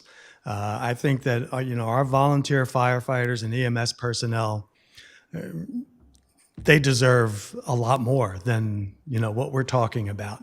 I know that at local politics and even if we go nationally or whatever, you really have nothing to do with the following, but it's mind-boggling to me that we can pay our athletes and our entertainers the kind of money that we do and devote tax dollars to building of stadiums, and nobody bats an eyelash. Something like this, I suspect I'll read on Facebook somewhere along the line, somebody's going to complain because it's costing more money and so on and so forth. And it's just absurd to me that we even question something like this. I think police, fire, rescue, numbers 1, 2, and 3, in my opinion, my wife's opinion, I'm sure. A little biased, I might add educators as number 4, but this is a no-brainer in my opinion. And I would like to see something like this come up annually where the stipend can be increased and increased and increased, because if anybody deserves it, our volunteer firefighters and EMS personnel do. Thank you. And by the way, I'm neither, so I have no vested interest. Thank you for your comment. Is there any other members of the public like to speak on this item? Seeing none, all those in favor, please say aye. Aye. Aye. Any opposed? So you'll note the pictures that our PIO added to the presentation. So what's happening, the leadership of the township, when they find themselves in interesting situations, snap a photo and they send it to the PIO, and she sort of catalogs it for when it might become relevant. So she must have a fire department file. This is a call they went on, I think at the end of January, where there was a structure fire. You can see they're sort of dealing with it on the left. But there are non-Pennsylvania native and frankly non-United States native animals where they went. And so that's a zebra in the bottom right, where you can see some of our firefighters taking a picture with it. So that was all over social media, and it made it to tonight also. Close enough to a Dalmatian, so. Yeah, pretty close. All right, that motion passes 3-0. Next, item 12, the consideration of a letter of understanding with the Delaware Valley Regional Planning Commission for participation in the Regional Energy Benchmarking Program. Yes, thank you very much.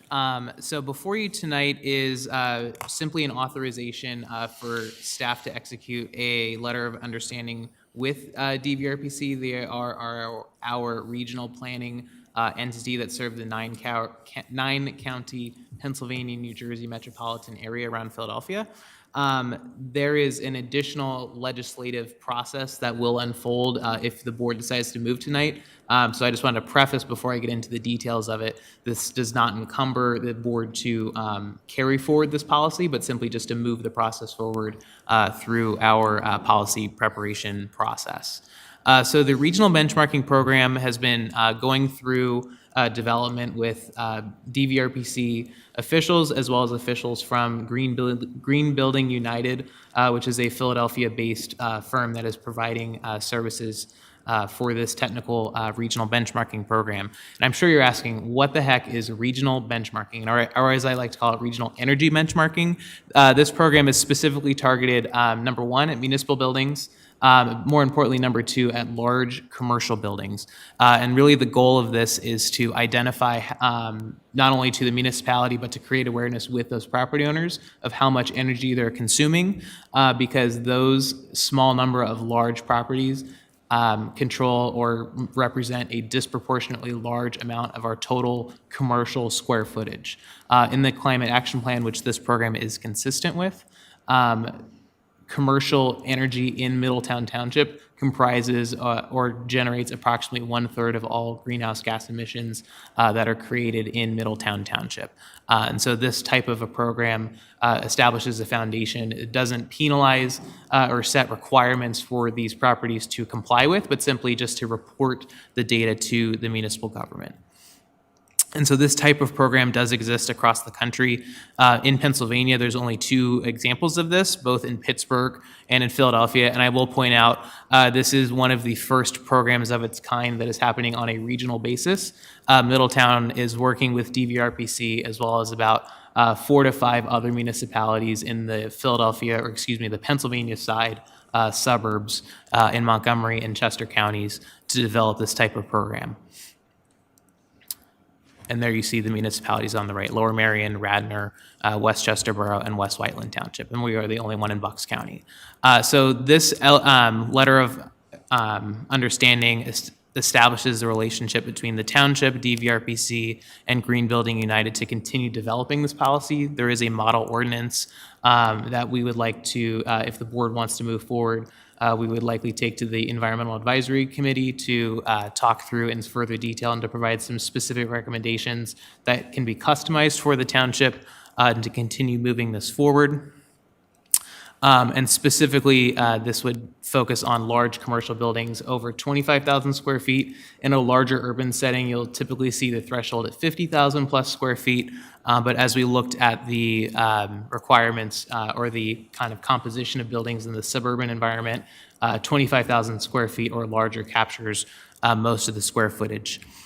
So this type of program, or the ordinance that they are proposing, puts municipal properties first. I'm happy to share that the township, along with the other municipalities in this program, have already fulfilled that requirement.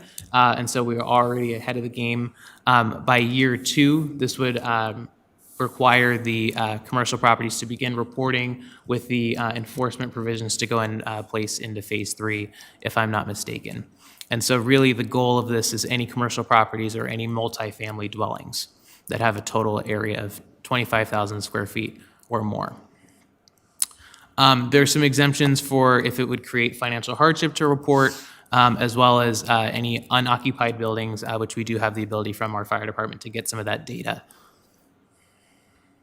And there is support right now through DVRPC to help stand up this program, including notifying impacted properties or the ones that would be applicable to this ordinance, as well as some technical assistance in actually getting that information put into Energy Star, the portfolio manager, which is where we are going to be capturing all of this data.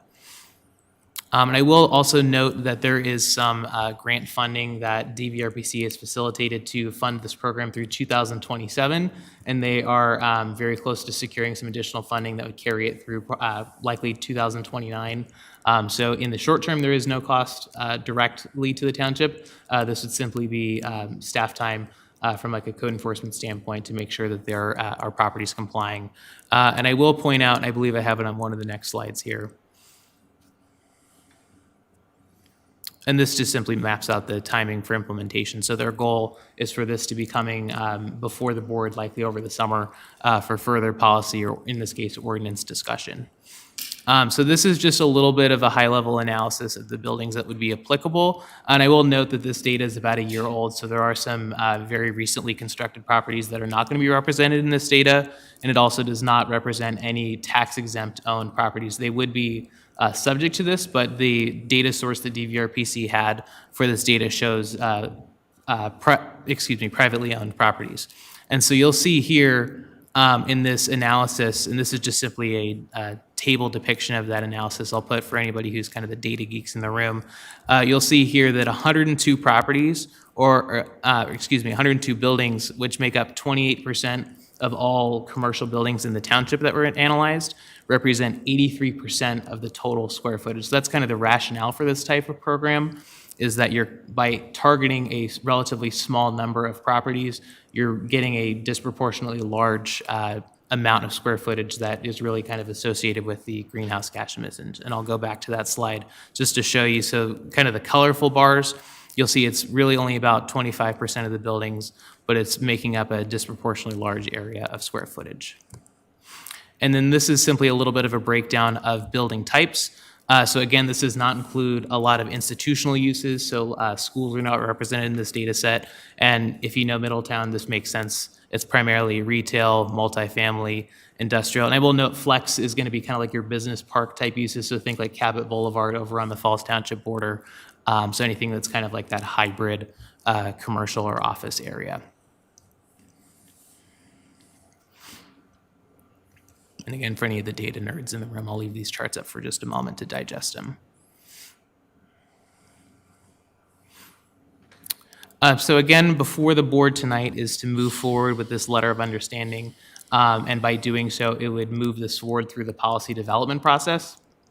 And I would advise that this be recommended to the Environmental Advisory Council for further policy discussion before it comes back to the board. So what exactly are we asking, and have we talked to any of our big business owners? What are we asking of them as part of this? Sure. Obviously, this is just the letter of intent, but my concern is what we're asking for them in the future and how much it will cost them. Absolutely. So this is part of the support that we get from DVRPC, is developing that list of contacts. I'm just going to continue cycling through the slides. There we go. That is some of the technical support that they provide. Is they have their data of contact information, and the township has its own data from our internal services that we provide. And providing that outreach as part of this policy development process is one of the things that's being discussed with DVRPC, and they are doing a great job of customizing their technical assistance along the way. The actual ask is simply to provide the energy consumption data to the township, and really the primary purpose of that is to create awareness with the building or property owners. That way they are cognizant of the energy consumption occurring at their facility. And that does ultimately open up the opportunity long-term if the township wanted to provide a direct line of information for any type of rebate programs that might exist from the utility companies, or any type of grant programs that are specifically intended for a large building. And it also creates some good opportunities with our planning and zoning department, especially as those properties might consider any sort of like substantial, anything that's kind of above permit level work. It gives us some good insight as to what's actually happening from an energy consumption standpoint, which currently the township has no ability to monitor that. Would the businesses be able to opt out? Or is it required? The way that the model ordinance is crafted, it is a requirement. The only carve-outs, which I mentioned, are for vacant properties, as well as properties where they have a demonstrated financial hardship. That would be one of the things certainly the board can consider in the policy development process, is an opt-out. The design of this model ordinance is that it kind of creates a ramp before there's any sort of penalties that would be involved. So it would be, I believe, by year 3 before there would be any sort of enforcement actually taken. So to be clear, the board tonight is not authorizing the solicitor to review and advertise the model ordinance. It's just a letter of understanding to say we're willing to continue pursuing a conversation about this program. Is that right? 100% correct. And the board is under zero obligation to actually enact an ordinance to effectuate this program. If you get into it either at the EAC level or back at before this governing body, if you decide this really isn't for us, there is no penalty whatsoever. What's the timeline for considering the model ordinance? Sure. It's a little bit in flux. Ideally, DVRPC would like the board to take some kind of action, likely by the fall. I fully expect the EAC would be amenable to hearing this probably by the spring or summertime. And so I would anticipate this coming back for further policy discussion by the summertime. And just to be clear, there's no cost associated with this part of the process or up to and including any enactment of the model ordinance or a revised ordinance thereof. Correct. Just simply the staff time associated with continuing that relationship, which has been going on. And a question I have, because I see multifamily dwellings are on here.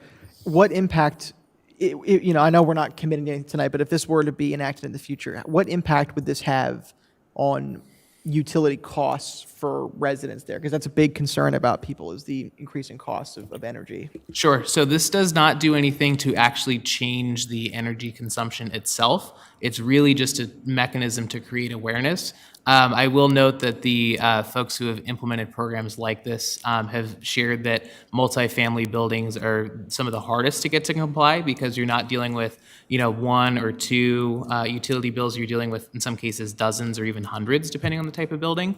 And depending on the lease relationships, depending on the utility company, that can sometimes be easier or more challenging to get that information. And so from their experience, that is often where they see the biggest impact. Individual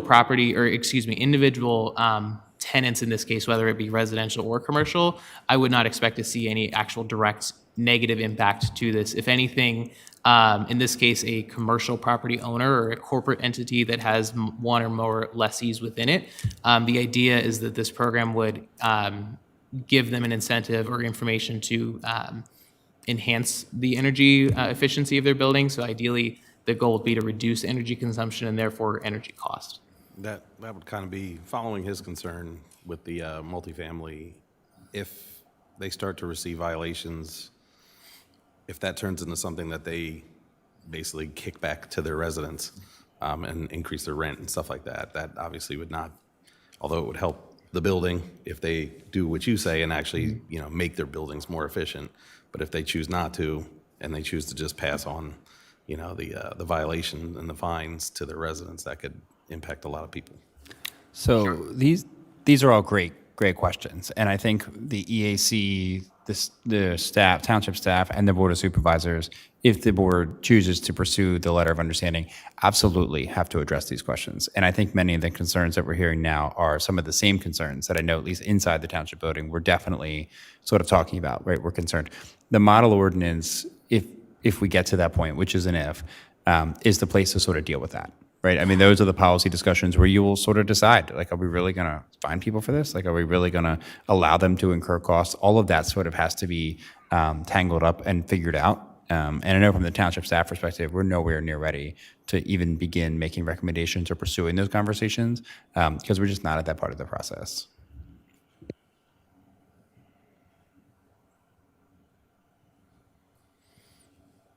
All right. I am open to taking a motion. I move to authorize the township manager to execute a letter of understanding with the Delaware Valley Regional Planning Commission and Green Building United. I'll second it. Any questions from the public? Lance Eggers, resident Middletown. When you start talking about enforcement, what are we enforcing potentially down the road? Sure. So the way that the model ordinance is drafted, and again, I will emphasize model ordinance, this is kind of the, cookie cutter, and it is designed for there to be specific pieces that can be customized, and specifically the enforcement mechanisms and specific details is one of those areas for customization. It would essentially be just like any other code enforcement matter, so like a property maintenance violation, for example, like having snow removal after a snowstorm on your sidewalks. There is a protocol in place for both time, and then usually there's a financial penalty involved. Specific to what type of code. There's if you look through the code book.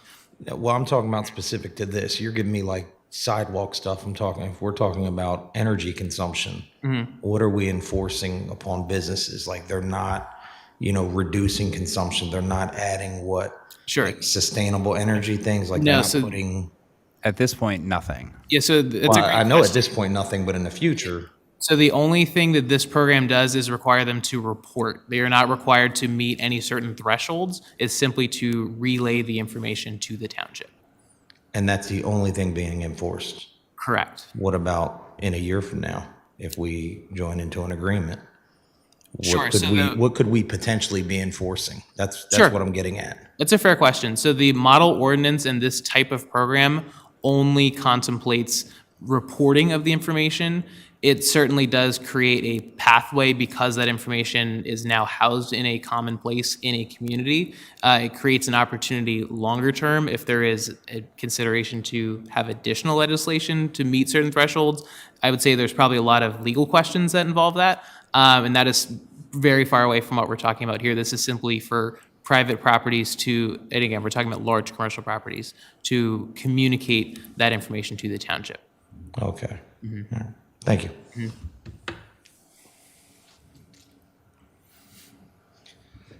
I have a couple questions here for you. Is it energy consumption that you're looking at to conserve energy?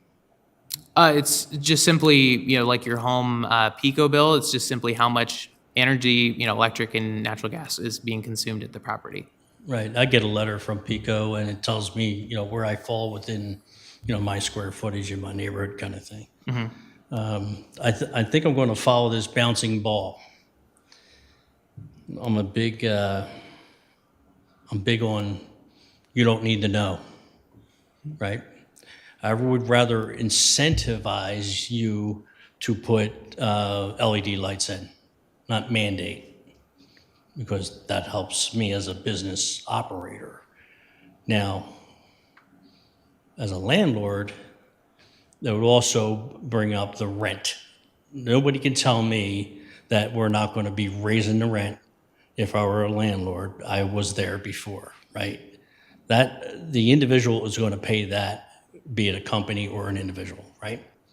So you're going to mandate a small landlord to start observing all these numbers.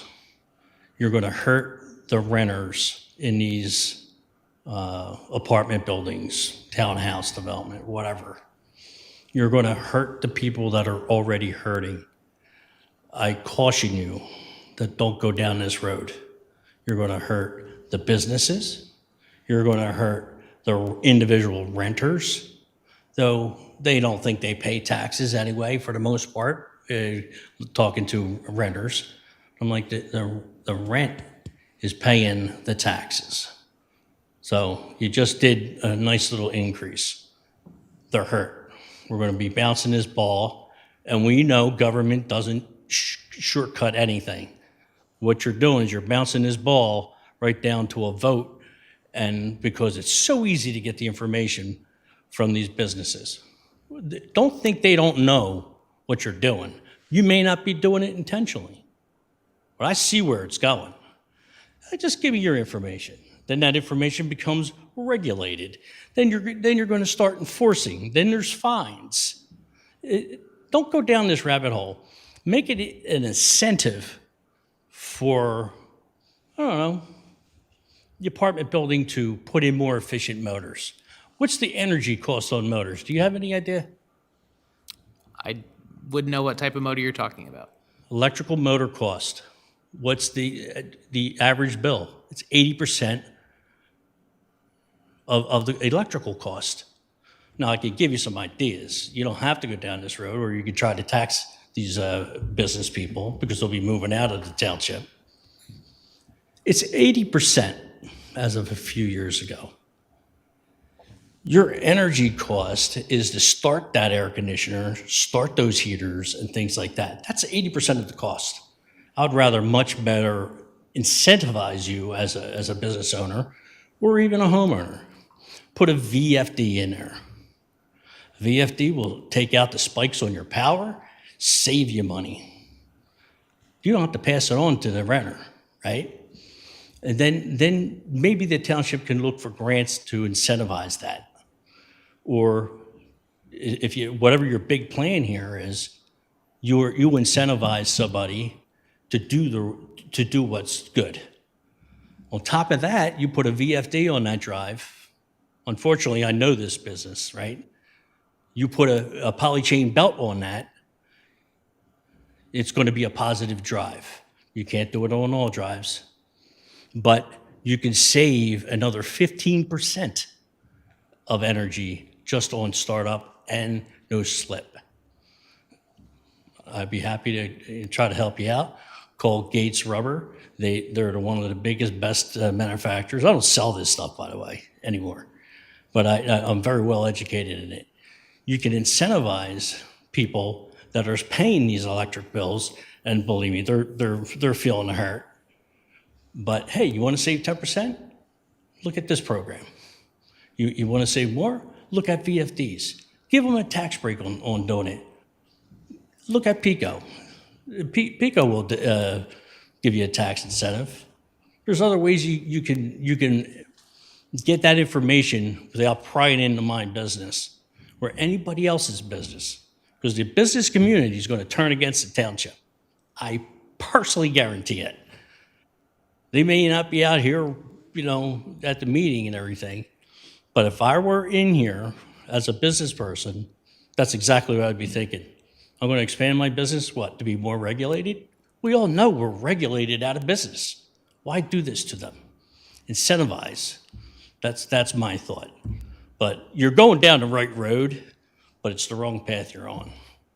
Sure. And if I might just address one thing you mentioned, the idea of a program like this is to capture the information. So to your point about incentivizing them to do certain types of improvements to their benefit, the idea is capturing the information to know what is happening there. That way we can recommend the best improvements. And so the idea behind... Nobody trusts the government. You could be the greatest guy in the world. Maybe Not I offending don't me at all. trust some people. Where a change of the board, then it becomes punitive. I fully understand what you're saying. Great idea, wrong message. Incentivize, don't ask for their information. If they're going to do it or they're not going to do it, I'd rather incentivize. You'll get more people to do it. Not somebody that has a business that's going to leave the township because of this nonsense. Because I guarantee it's going to cost you another employee in this township. What's that mean? More benefits, more salary, and then more computer, everything. Somebody that has multiple locations, you only have to go over here to Bristol, I'm sorry. And there's one or two firms that own them all. It's not going to be good. I don't think it's fair to the business owners. That's all. Do we have any idea of what they've done with this benchmarking data in other municipalities across the country? Sure. Across the country, I am not very familiar with, to the extent that this information has been used. I would very much stress that we are bound by the limitations of our state laws. I know that there was an extensive legal analysis done by DVRPC long before we got to this point to determine if townships are even eligible to assess this, just because the two examples in Pennsylvania are two different forms of government. And so their recommendation was, yes, we can do this. But especially to kind of some of the concern of, the encroachment, my personal position, absent additional legal advice, is that, doing anything beyond what is proposed here would likely be, very challenging. I did receive and review that legal opinion from the DVRPC, and I agree with that assessment. I also do agree if there's going to be additional requirements on these businesses, there's probably going to be more legislative action on the state that would require to do anything further. I think we have another comment coming, but Mr. Vala, what's the timeline that the Board of Supervisors has to consider the letter of intent that's proposed? Sure. So they would like to know, I would say by the springtime at the very latest. We've been pushing this conversation off before the board for a little bit. They would like to know if there's any interest in moving this forward. But like I said, there is no requirement that the board do anything from a legislation standpoint just by entering into this LOU relationship. So the board doesn't need to decide on this matter tonight? They do not. Okay, thank you. Just a quick question. Out of the retail spaces, how much of those, do you know percentage-wise, like how much would be kind of big box store versus a large, small business, family-owned business, somebody that couldn't absorb, let's say, some of the fees or any of the violations as opposed to like a Target or something like that? Sure. So generally speaking, it's going to be the big box, but you have to kind of separate the individual stores from the actual structure. So we're talking about the building. So the same way like the residential example, we're not talking about townhouses just because they're stuck together. We're talking about one structure that has multiple things happening within it. So it's not, one retail building as opposed to a shopping center. It's not the mall and its individual tenants. It's the mall as one large commercial building, if that helps. And this motion tonight, if it were passed, this is not, I think you said, not binding in any way. This is simply just allowing like an exploration of what could be, not Correct. binding in any way. And Okay. my recommendation would be that you task your EAC, which I believe we have Mr. Deeney, who is one of your EAC members here, to really dig into this as environmentally minded residents to really dig into this for additional recommendations on some of those kind of open-ended questions before it comes back to you. Hi, I'm Kevin Deeney. I'm on the EAC, and I had no idea this question was going to come to us eventually. Just to clarify, I know there's a discussion about not trusting government with information and all that kind of stuff. My understanding of the DRVC program is they're simply collecting information so they can make science decisions. They're a planning agency. So they put plans together, they calculate values, they make recommendations about best practices, those kinds of things. And that information is then disseminated out to the counties that they work with to make their planning decisions as best they can on the basis of fact. And that's what the information gathering is all about. If you're going to have a project of any kind, the very first question I ask about a project is, what is the measure of success? And in order to have a measure of success, you have to know what your baseline is. You have to know where you're starting. And that's what they're trying to do with a program like this. How much energy are these buildings using? And as a general question, and that's our starting point. And as they make recommendations, as the future unfolds and more efficiency measures are put in place, you now know what your baseline was and where you are at this moment in time. And then you can make a determination whether or not those were effective, how effective they were, and so on. That's where the white roof program came from, that you see all the white roofs in Philadelphia, that they have helped reduce air conditioning cost and energy cost in the building because it's simply white now instead of black tar. Cities of Austin, I think Bloomington, Illinois, and others have developed programs like this. So I would suggest, as you're considering this, that this is simply an information gathering exercise, and they are a planning agency. They have no force to push anything down anybody's throat, to make anybody do anything other than have information available to make intelligent decisions about the future. So we'll have those discussions as part of the EAC once it's before us. But that's what I know of these programs at the moment without having ever looked at this question. Yeah, I think my only concern, though, is it's what it sounds like is that it's not just us providing, it's requiring the businesses to provide that information, even if they don't want to. Sure, but they have the information available. Yeah. I mean, they get a bill and they pay the bill. And on the bill is how much energy you've used. We all get the same bill. For them, it's a bigger bill. But PICO cannot give that information to the Planning Commission without the permission of the owner or the user, whoever the account holder is. So essentially, this gets down to. It seems like we're diverting that, though. PICO's not allowed to provide that information. Correct. So we're saying you have to do it. You have to provide it to them. Or grant the permission for PICO to provide it on your behalf. But the information is attempting to be gathered so that it can be matched to the building, a building of certain size, certain square foot, certain height, certain design practices, certain construction practices.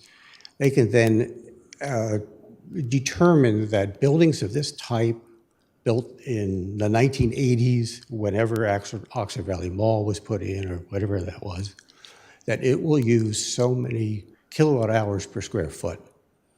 And once that is part of their database, they can look at the whole region in terms of similar buildings drawing this much energy, and then they can start making decisions about grid development, how much energy has to flow into certain areas. I mean, one of the issues on your agenda tonight was to look at the old Cameron Sabre landfill site and approve that for being a logistics center. Now, that's going to draw a lot of energy if that logistics center turns into an AI center. How are you going to feed energy to it?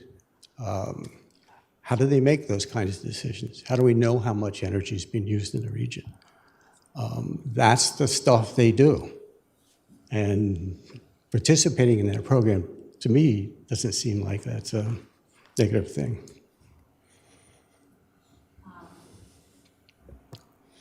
I agree with what you're saying, and I really like the idea of benchmarking. I have some questions around requiring businesses to provide data. But I'm open-minded to what we could be doing. So is there, Mr. Esposito, is there a way that we could table the motion for tonight and send this to the EAC so that they can start looking into some of these discussion questions prior to us voting on a letter of intent? Yeah, there's no reason we can't. 'Cause we're essentially saying we're going to we're committing to putting together an ordinance within the next year. I'd rather not commit to that before knowing a lot of this information. It sounds like we have that time. We're not at the point of no return where we can't join this. Is that right? Yes, I would encourage the board to consider the LOU in the springtime, even absent the appetite to actually develop a policy in full, just because that is kind of the juncture right now, because if there is not any interest from our point to give that kind of the college try, if you will, the other two parties subject to this LOU obviously don't want to expend their resources on us if that's not our intent. But yes, you certainly do not have to make that decision tonight. Yeah, I think I would really just like to understand what this means for businesses. I understand and love the idea of putting it through for all of our municipalities, municipal facilities. I just want to understand what that means for businesses and how that's gone in other municipalities. Maybe they haven't had the pushback from and haven't had a lot of the hardships, but I think we just need to do a little bit more diligence. Yeah, we can absolutely do it. So if you want to, you can make a motion to table this agenda item and then direct staff to direct this ordinance. So how would that, could I just make a motion to table the agenda item? And that would simply be it. I couldn't remember, was there an actual motion already made? There I think was. you guys read So that the- we have to so then vote that So down. then one of you needs to make a motion to table. All right, I'll make a motion to table agenda item 12. A second. Still have public comment on that before you make the motion to table. We hadn't finished the public comment, so if you wanted to. So we have a person, a second, now public comment. Well, no, Yeah. it would be on the previous motion, but whatever. First off, this is why we don't have a closed-ended.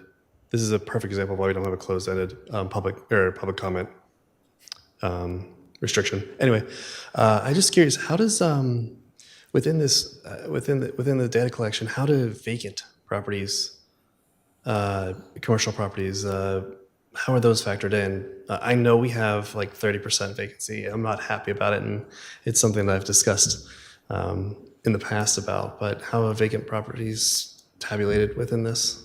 Sure. So the model ordinance, and again, I'll stress model, that is kind of the cookie cutter, if you will, that contemplates any buildings that have been vacant for about 50% of the prior year. So this would be anything from the last calendar year that has been vacant for 6 months or more would not be required to report. And the idea is for any properties that are actively occupied, that those be required to submit that information. Okay. All right, thanks. I'll make a closing comment. I apologize. But I strongly suggest you take a vote on this tonight and do a straight no. You're dipping into people's pockets. This bouncing ball is not going to stop no matter what your intentions are. Keep the government out of our bank accounts. We pay enough.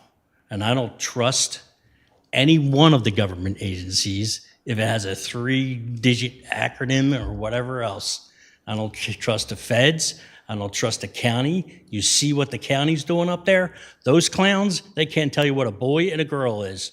And they can't, and they vote raises in for themselves. And then the little right to know stuff, you can't even do a right to know and find out who's making what. You get a digit, you get a number, and that's it. Don't do this. This is so wrong. It's going to backfire on you. Can this do a vote? I highly suggest a vote no, or a vote a yes, because you're not kidding anybody. This is going to either be a yes vote or a no vote. You have the right information right in front of you. Do a no vote or do a yes vote tonight. You know what's right. You know what's wrong.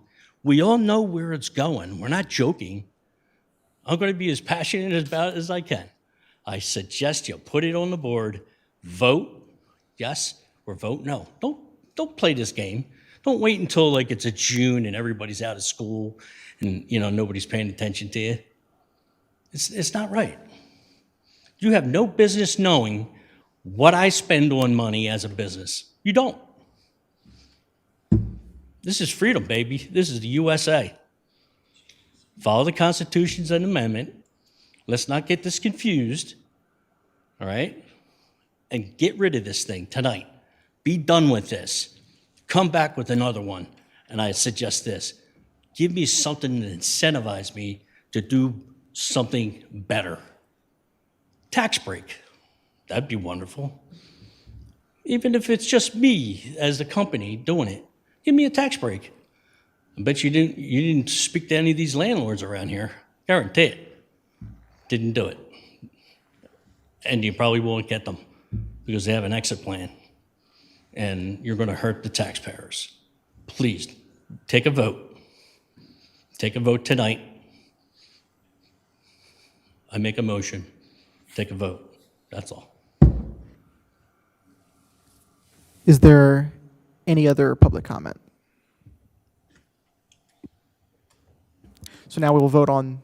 You already made the motion to table. We just allowed additional public comment. Okay, so we don't have to actually vote on it. Right now, the motion is to table.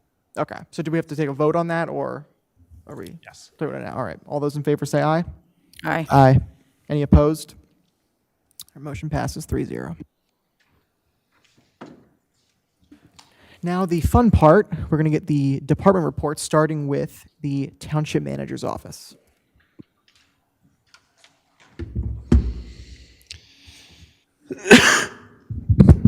Thank you. So I'm going to jump around. I don't have slides for everything on the manager's office, and Mr. Valo and I are going to pop back and forth.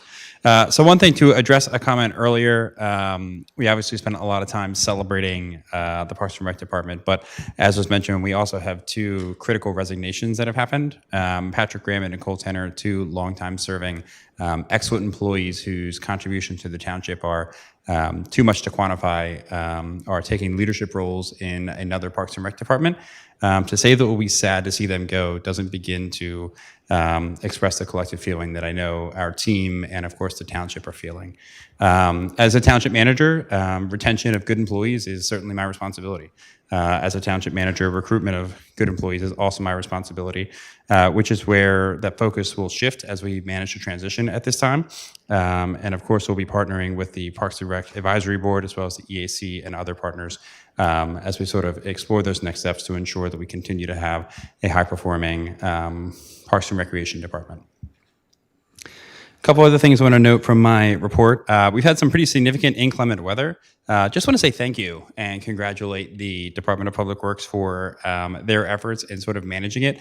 As someone who drives around some of the neighboring townships, neighboring boroughs, you can literally tell the difference as you cross into Middletown. And that's the work that they're doing.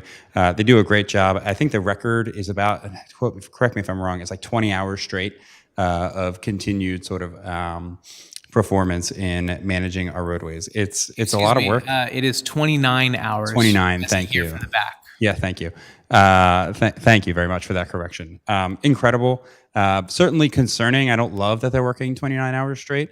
It's nice to celebrate that success on the other side. We'll certainly be looking at sort of the approach to managing that in the future. But thank you to the Public Works Department, the work that they did, an incredible job. And thanks to all of the residents who call in with compliments. We certainly do get feedback that is not always positive, but we get just as much that is positive, which is greatly appreciated and valued. We had a waste management meeting. Trash is something that this community talks about a lot. A couple times a year, we meet with representatives from waste management and we review and advocate for our residents in those meetings, sort of how the contract is going and the feedback that we're hearing. One of the things that Mr. Valla did a nice job in our presentation with them is sort of hammering home the customer service challenge. We have a lot of residents who will call their customer service line, which is a dedicated line for Middletown Township, and not getting a lot of great experience. So we've gotten a lot of commitments from Waste Management on improvements of that, and we look forward to seeing the fruits of that labor. The township received a notice in January that it earned a $278,000 grant award for the Richardson Avenue Stormwater Management Project from the PA Small Water and Sewer Grant Program. Super appreciative of that. The construction for that is planned for 2027, so we'll discuss that in the fall as we're looking at the 27 budget development process. Oxford Valley Mall, something we talk about. So those who have been attending these meetings for a while, do you remember Scott Richardson? Scott Richardson is an employee, a high-ranking person at Simon Properties who owns the Oxford Valley Mall. He is replacing Tim Fox. They're both still staying with the company, but the Oxford Valley Mall is going back into Mr. Richardson's portfolio. Mr. Richardson was really involved in Middletown, and by his telling, which I'm certain is correct, had great experiences working with the township and appreciated working with the township when it got the zoning code change that ultimately allowed Cornerstone Tracy to develop Atlee Square, which are the apartments adjacent to the mall property now. So Mr. Richardson is looking forward to sort of getting back involved in the future of the Oxford Valley Mall and is planning a trip out here in the short term to note the state of the current mall, to have some meetings here internally. We look forward to hosting him here in Middletown and for Simon to pay a lot more attention to the Oxford Valley Mall, something I think we are all looking forward to. Okay, so let's talk about the Farms Edge project, which is this, the Farms Edge at Shady Brook project, which is the slide that you see in front of you. We held a town hall meeting last month with the members of the community at Silver Lake. So there is an ongoing conversation for those who are dialed into the land development approval process about emergency access into Farms Edge. And some of the neighbors there, I think we sent over 200 letters to the various homes in that community. We had about 12 homes represented on that top picture on the left to sort of have a conversation. This was what we call sort of a citizen-only town hall. Their opportunity to speak to the developer, to speak to township staff, members of our building and zoning department were there sort of talking about the project, talking about, in this case, the emergency access, how we might that might benefit the Silver Lake community from an emergency response. We're thinking about firefighters, fire trucks actively responding to an incident in that community, as well as how that might have sort of daily life impacts to the residents. I think this goes towards an overarching policy priority of the Board of Supervisors in promoting transparency, as well as community education. One of the comments we heard earlier was that when there are land development plans, like, does everyone know about it? This is something I really stress about. I know Director Ennis also stresses about this. What are things we can do to sort of drive the conversation to make sure the residents who are impacted by these things in the township are aware of it and can inform the process and be engaged. I think this is a good example of how we can do that well, and I think we can apply that in other ways in the township, which I'm looking forward to. More baseball to be played here. We did not resolve, I don't think, anything at that meeting, hoping that we'll have some more resolution at the meeting in March. We expect to see the developer probably 6 months or so before they're back in front of the Board of Supervisors. So a lot of time to continue working through it. But sort of wanted to use this example as ways that our township team are sort of proactively engaging residents in this room about things that are happening in their community that are impacting them. So with that, I'll take any questions from the board. Okay, thank you. All right, now we will hear from our fire department.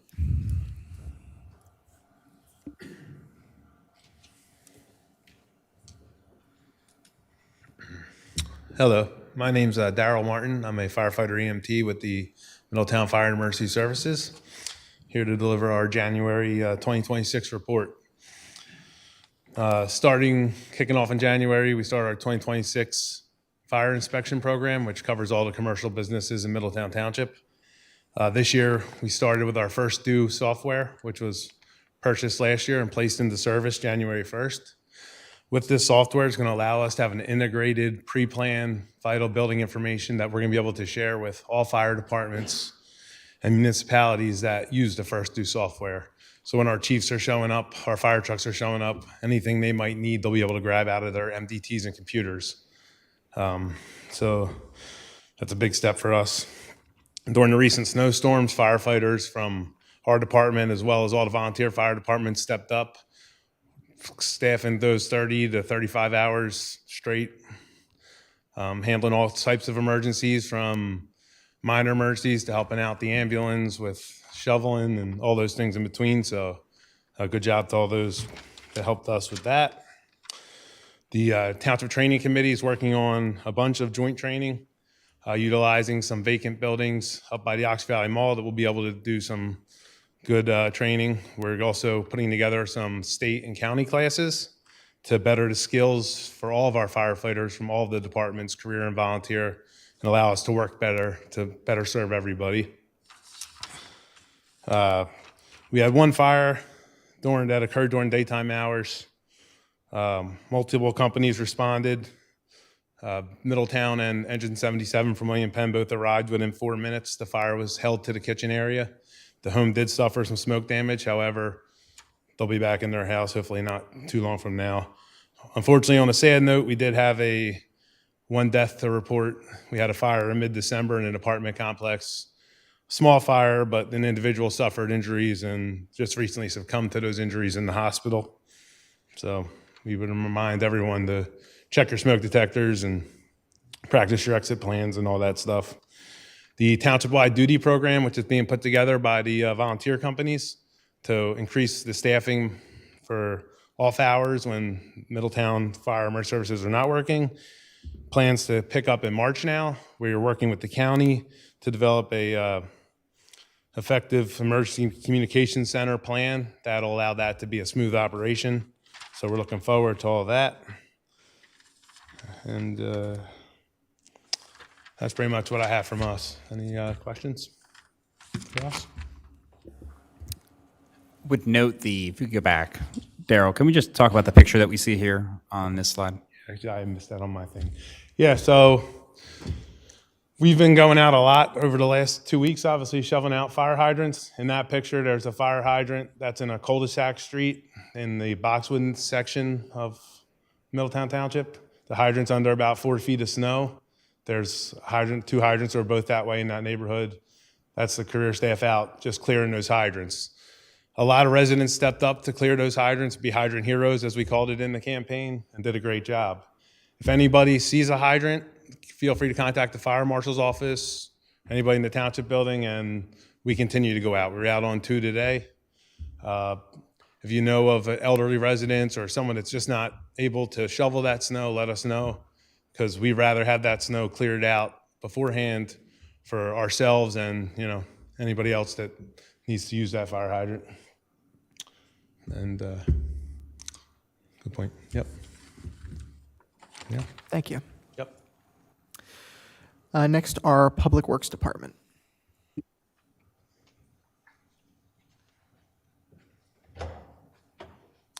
Good evening, board members. Just a little background with the DPW. We take care of more than 150 miles of roadway, 800 acres of grass. That's open land for all the parks and things that we do. Traffic lights, we're in charge of traffic lights, street lights, stormwater projects, storm drains, everything like that. Obviously, our department is driven by kind of the season sometimes. Obviously, we're not out cutting grass, we're out snow plowing right now. With that being said, we had like 3 major storms. I won't say major storms, but the last one was with more than 10 inches of snow. I do want to thank my guys that, they do care about their jobs and what they do for the township. They take that seriously. With this slide here, it's just showing that we were getting ready for the storm. We have many vehicles. We do break stuff during storms. It's just the nature of doing business, unfortunately. So that's our shop. Trucks are getting worked on, any problems. We try to get all that stuff straightened out before snowflake hits the ground. You can go to the next one.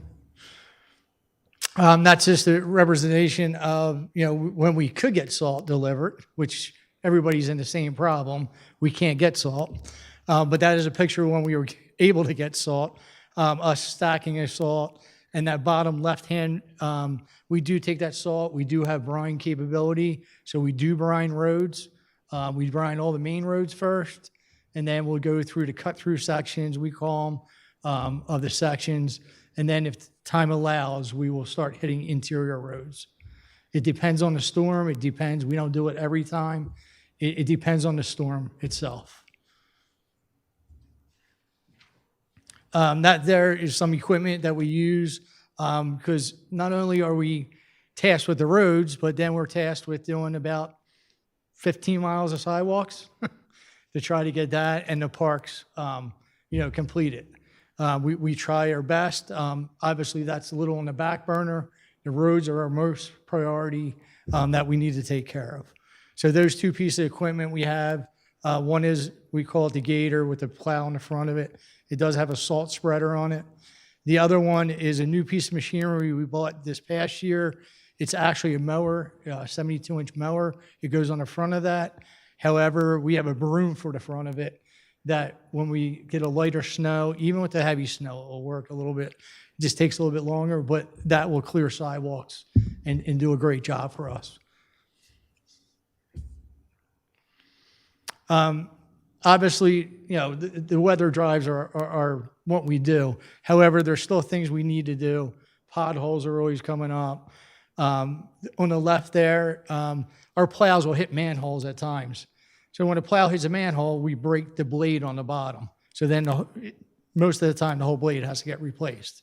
So what you're seeing there is we put down, it's called a manhole protector, and it actually gets heated up and put on the ground, and the plow, when it comes on that side, will actually ride up over that, so the plow's not getting broke all the time. Obviously, we still have, like I said, we have sign work going on. There's still stuff that goes on even though it's wintertime, even though it's cold out. We still have things that we need to do. That's just 2 of them right there, replacing a sign at Veterans Highway, and the sign guy was replacing no parking signs. And, we do a lot of building maintenance in the wintertime, a lot of things, indoors we try to get done, as well as stuff for the parks. At their facilities and things like that. So. I do have a quick question for you, specifically about the salt that you had mentioned, because I know a lot of municipalities are struggling. What does our current stockpile look like? And is there a plan to try to address this to prepare for a future storm? So we have been addressing this in many different ways. There's a consortium bid, and there's 36, 38, somewhere around there, that are on consortium bid. I have 4 orders placed that I can't get. So it's been a problem. Letters been written to Morton Salt, which is the contractor who we deal with. They're still, last time I heard, maybe 4 weeks to 6 weeks out was the last thing I heard. We did get salt. We started getting salt in, and then it stopped. Right now, we have about 700 tons on hand, 650, 700. We're good for another storm or two, but, it's not a good position to be in. And we were filled from the previous storms also. So every time we get a storm, I usually reorder. It's just that their facility and the way the river froze up, they couldn't get the material, and now we're stuck, kind of. And it's not just us, it's numerous townships. Yeah, I'd be happy to address that a little bit further detail. The county municipalities especially are collaborating to address this issue. This is not just a Middletown issue, this is widespread. And for anybody who's not familiar, because it is so cold and has been for so long, the Delaware River, which is kind of the primary way that barges literally bring in salt from around the world to this area, it is not possible right now. And so we are exercising a lot of different avenues, everything from legal, tactical, and trying to source salt from some very creative ways to make sure that we are providing that immediate safety need, but also doing everything we can to make sure that there is appropriate accountability in place. I just have 2 questions. Are you ready for winter to be over? And 2, are you happy that our brine machine is actually fully functional this year? Yes, it actually does help. It's nice to get out and put down brine because it does buy you time. The last storm we just had over the weekend, that little one, you could tell where we put the brine down, we didn't have to touch. It was down the blacktop and it was fine. Thank you I know it's been a rough winter so far, so thank you, thank the team. Thank you. He didn't answer the first question, but he is ready for winter to be over. Yeah, the groundhog's announcement of 6 more weeks was not well received at the Department of Public Works. So.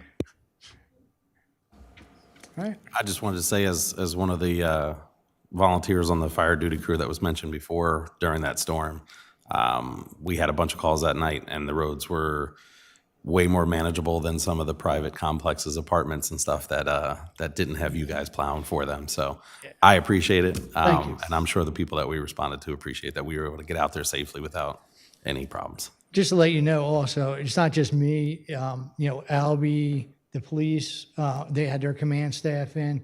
It makes it so much easier when everybody just works together. They get a call, if we can plow before they get there, it makes it so much easier for everyone. So kudos to them also for making this happen. Thank you. Well, thank you. Next, we hear from our Building and Zoning Department.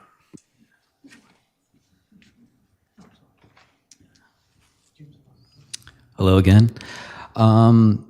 You have in your packets my report that's very numbers heavy. Not going to really get into that too much unless you want to ask some questions about that. But it really covers the January 2026 period for permit activity, code enforcement activity, zoning hearing board matters, land development matters, things that went in front of the Planning Commission.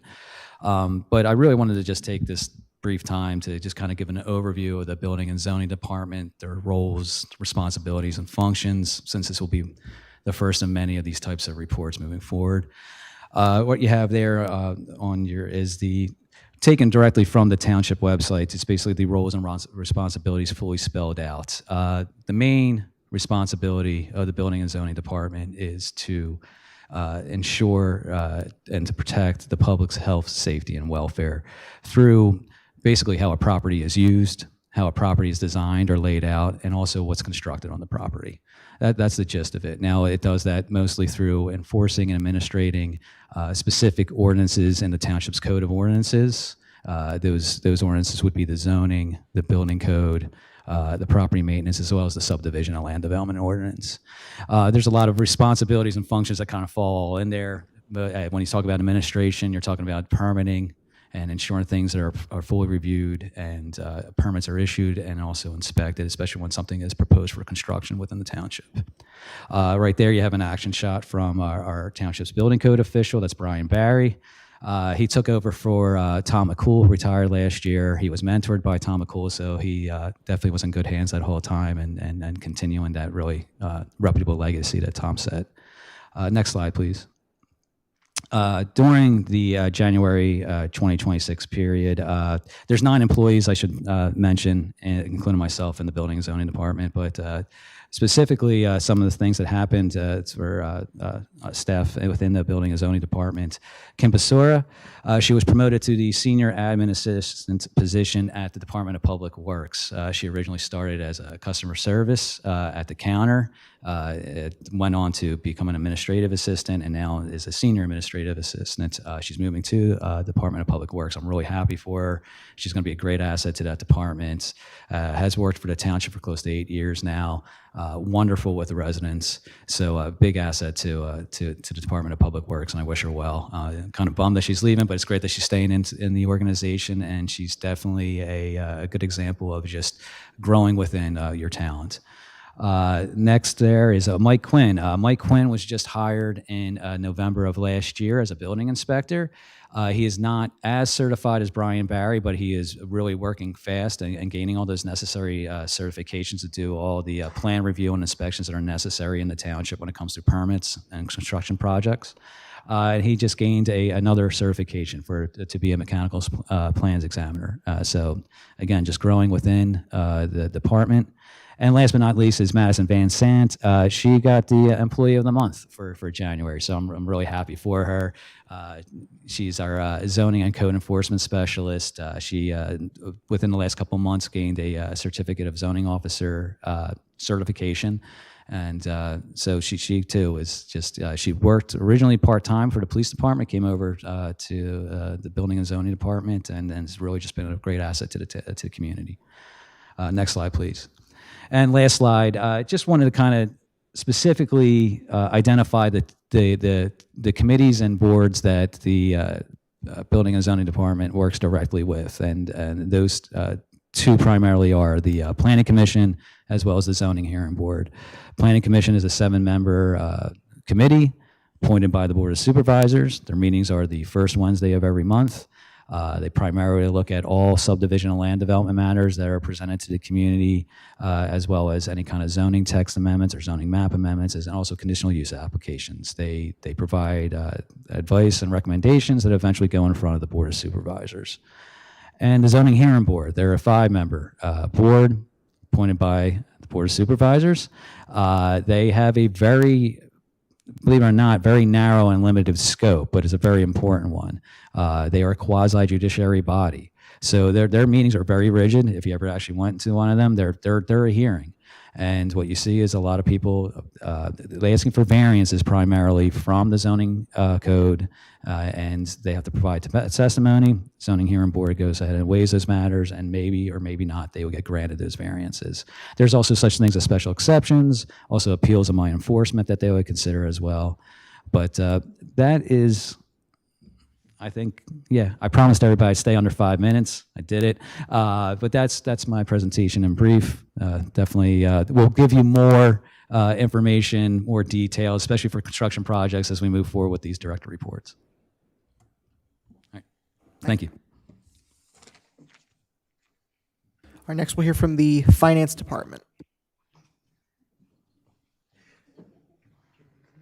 Good evening. I have our January 2026 financial review. I will give you a quick overview of the Finance Department. There are 4 people in the Finance Department, including myself.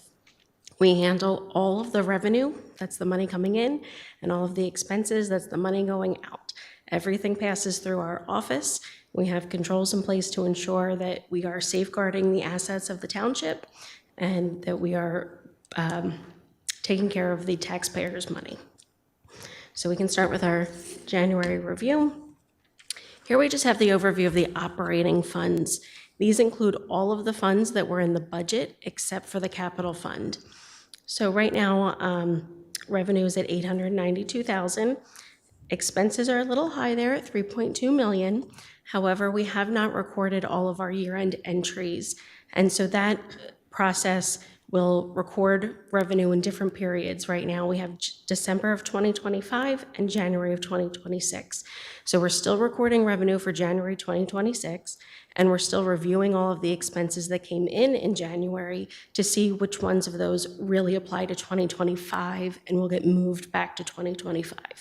So these numbers are a little out of whack, but they will be adjusted as we go through our normal audit process. So this is a graph of our revenue by month. January is the red dot all the way to the left there. As I said, it's a little low right now because we haven't recorded all of our revenue for January. Our highest month is April. That's when all of our tax revenue comes in. And so you can see that. And December of 2025 is the black dot all the way to the right. And that's a little low as well. As I said, we still have to record revenue transactions between the 2 months.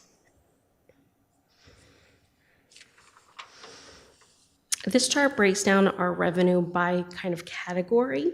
The largest amount of revenue that we had was Park and Rec so far for January. That was all of the summer camp registrations. That was $384,000 of summer camp registrations from Park and Rec.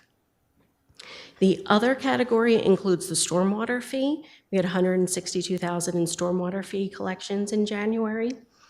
And public safety covers all of the building permits and building and zoning transactions. That was $244,000.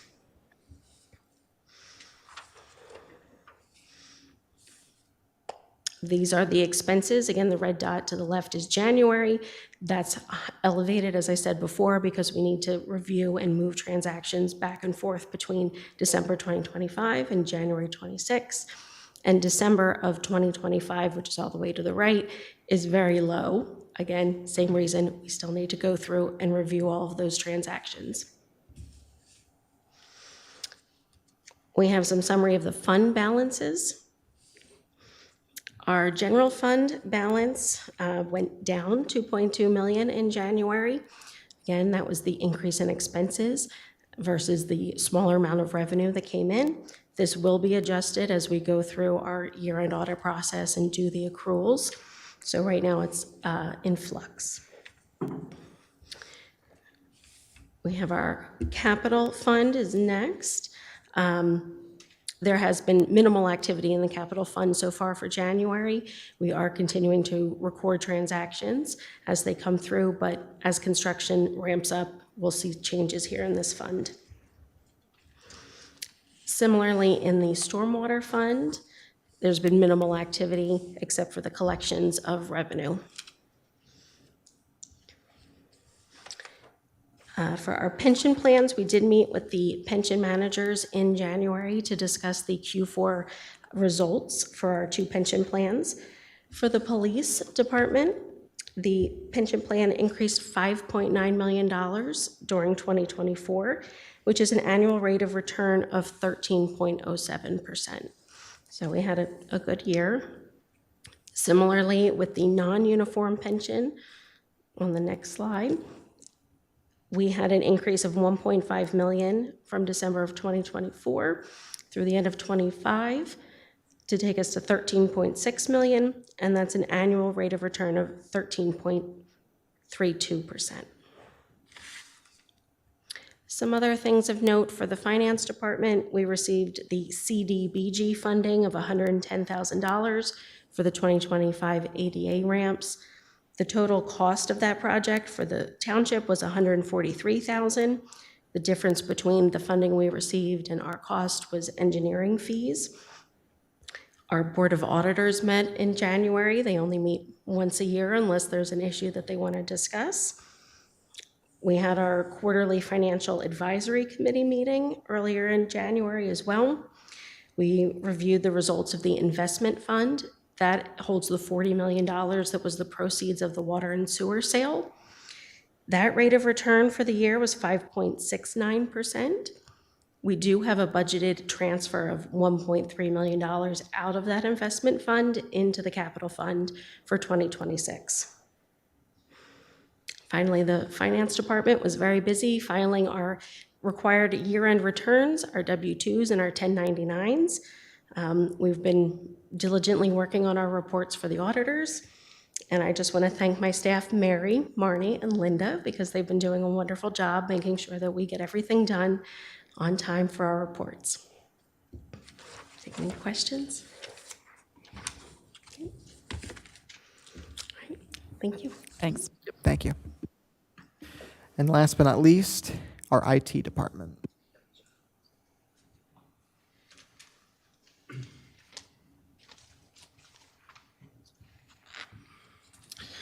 Good evening. How we doing? So for 2026, there's two critical, I would say, projects that we're going to be working on. Microsoft Teams and looking for a new ERP system. With Microsoft Teams, we're looking on adoption, OneDrive migration. I'm going to forget my slides. So I had a meeting with all the directors last week, and within that meeting, we discussed about moving to Microsoft Teams. If you can go to the next slide. And the whole point with Microsoft Teams is to be able to collaborate. I asked all directors to start thinking of ways to manage their data that's on their shared drive, because we're going to move that data into teams, into channels. And this is really a new way of managing your department. This allows us to be hybrid if we have to, work more efficiently, communicate better, and it will bring us all together as one. What I would like to say, it's a start of creating a network where we are digitally connected. The whole purpose here is our data is important to us, and we need to organize it properly. So there will be a time where we'll bring AI in, and they could just search a property, and all the information will come up. So it will streamline the process, make things easier. So my goal for 2026 with Microsoft Teams is to have all departments moved by the end of the year, for us to get off of our file servers. And we will be providing training to the directors and to the employees. With the directors might be a little bit different training, because this is going to be more of a new management style versus the employees. And then also, if you want to move on, a few key capabilities. I'm sure most of you used Microsoft Teams, the chat, meeting, file sharing, collaboration, the integration with Microsoft 365. I like to say that Microsoft Teams will be like the hub of collaboration. And third-party apps will connect in, for example, like Adobe, any type of project management software. We don't have to stick with Microsoft Projects. There's all these third-party apps that could integrate into Teams, and these are things that we're going to start looking at. But the first step is let's just get on the platform, and then we'll start moving our way forward from there. Also, the next initiative for 2026 is for a new ERP system. One more. Enterprise resource planning. Listen, I love the idea of an all-in-one system, but there's no such thing. So in this meeting, the directors were informed that we are going to be looking at every piece of software we have here. We are going to be looking for a new vendor. I'm not saying that these softwares are going to be replaced that they currently have, but we're going to be looking for a connection, like an API, that will connect the information into our new ERP system. We're looking for a cloud-based system. And we're thinking this might take about 2 years or so, at least, minimum. I mean, this is a big change in the organization. And this is where I'm saying, like, we're trying to bring the organization in a new way where we are completely digitally connected. Does anybody have any questions? No, I just want to thank you. I know this is a huge undertaking, to say the least. But thank you for doing this. I think it also speaks to the security and making sure that we have all of the protocol in place to be able to be cloud-based, to be able to be collaborative in a digital way while being secure. So thank you for all of your work that you're doing here. Thank you. I appreciate it. Well, all right. Thank you. Thank you. Yeah. It's hard to go last, Chad. Good job. One other thing for other business, we didn't put in the reports, but worth noting, the township received a federal appropriation from Congressman Fitzpatrick. It'll be $2 million for upgrades at the Department of Public Works. That's about a $10 million project. We have $2 million secured. There's a couple $100,000, excuse me, budgeted to begin the design process in 2026. That grant probably won't be available before 2027. We're going to continue to pursue grant opportunities, but in the meantime, we're appreciative of this particular award. Yeah, that's excellent news that we got $2 million in grant money. It's fantastic. All right, other business. Any other business, Mr. Valla? Nothing further, thank you. Mr. Kessler? I just wanted to congratulate again both Bill and Paul. And for the supervisors, we do have previously approved plans, record plans for signature. I know it's a late night, but it does require 3 signatures, and there are 3 of you here tonight if you wouldn't mind before you leave. Thank you. Mr. Esposito? Same as Isaac. Just wanted to congratulate Bill and Paul on their retirements. Thank you. Mr. Ratliff? Nothing further. Ms. Kane? Nothing further. Mr. Garrido? Nothing, thank you. Last thing I want to say, this is something that was brought up to me actually by one of our staffers. Obviously, our Public Works Department did a fantastic job this storm, and we are all of us are hoping that there is not another snowstorm. We're all sick of shoveling. But one of the staffers here did bring up a good point that in Middletown, there are a lot of seniors or non-able-bodied members of our community who can't always shovel their own property. I know in the storm we had a few weeks ago, the bad one, I went out and shoveled my elderly neighbor's driveway twice. It wasn't fun, but I am just putting out a PSA. If you have neighbors that are not able-bodied, please consider helping them. We are best when we help each other out. That's what community is all about. So I just wanted to put that out there. Other than that, I guess we can make a motion to adjourn. So I will make a motion to adjourn. So moved. Second. We are adjourned.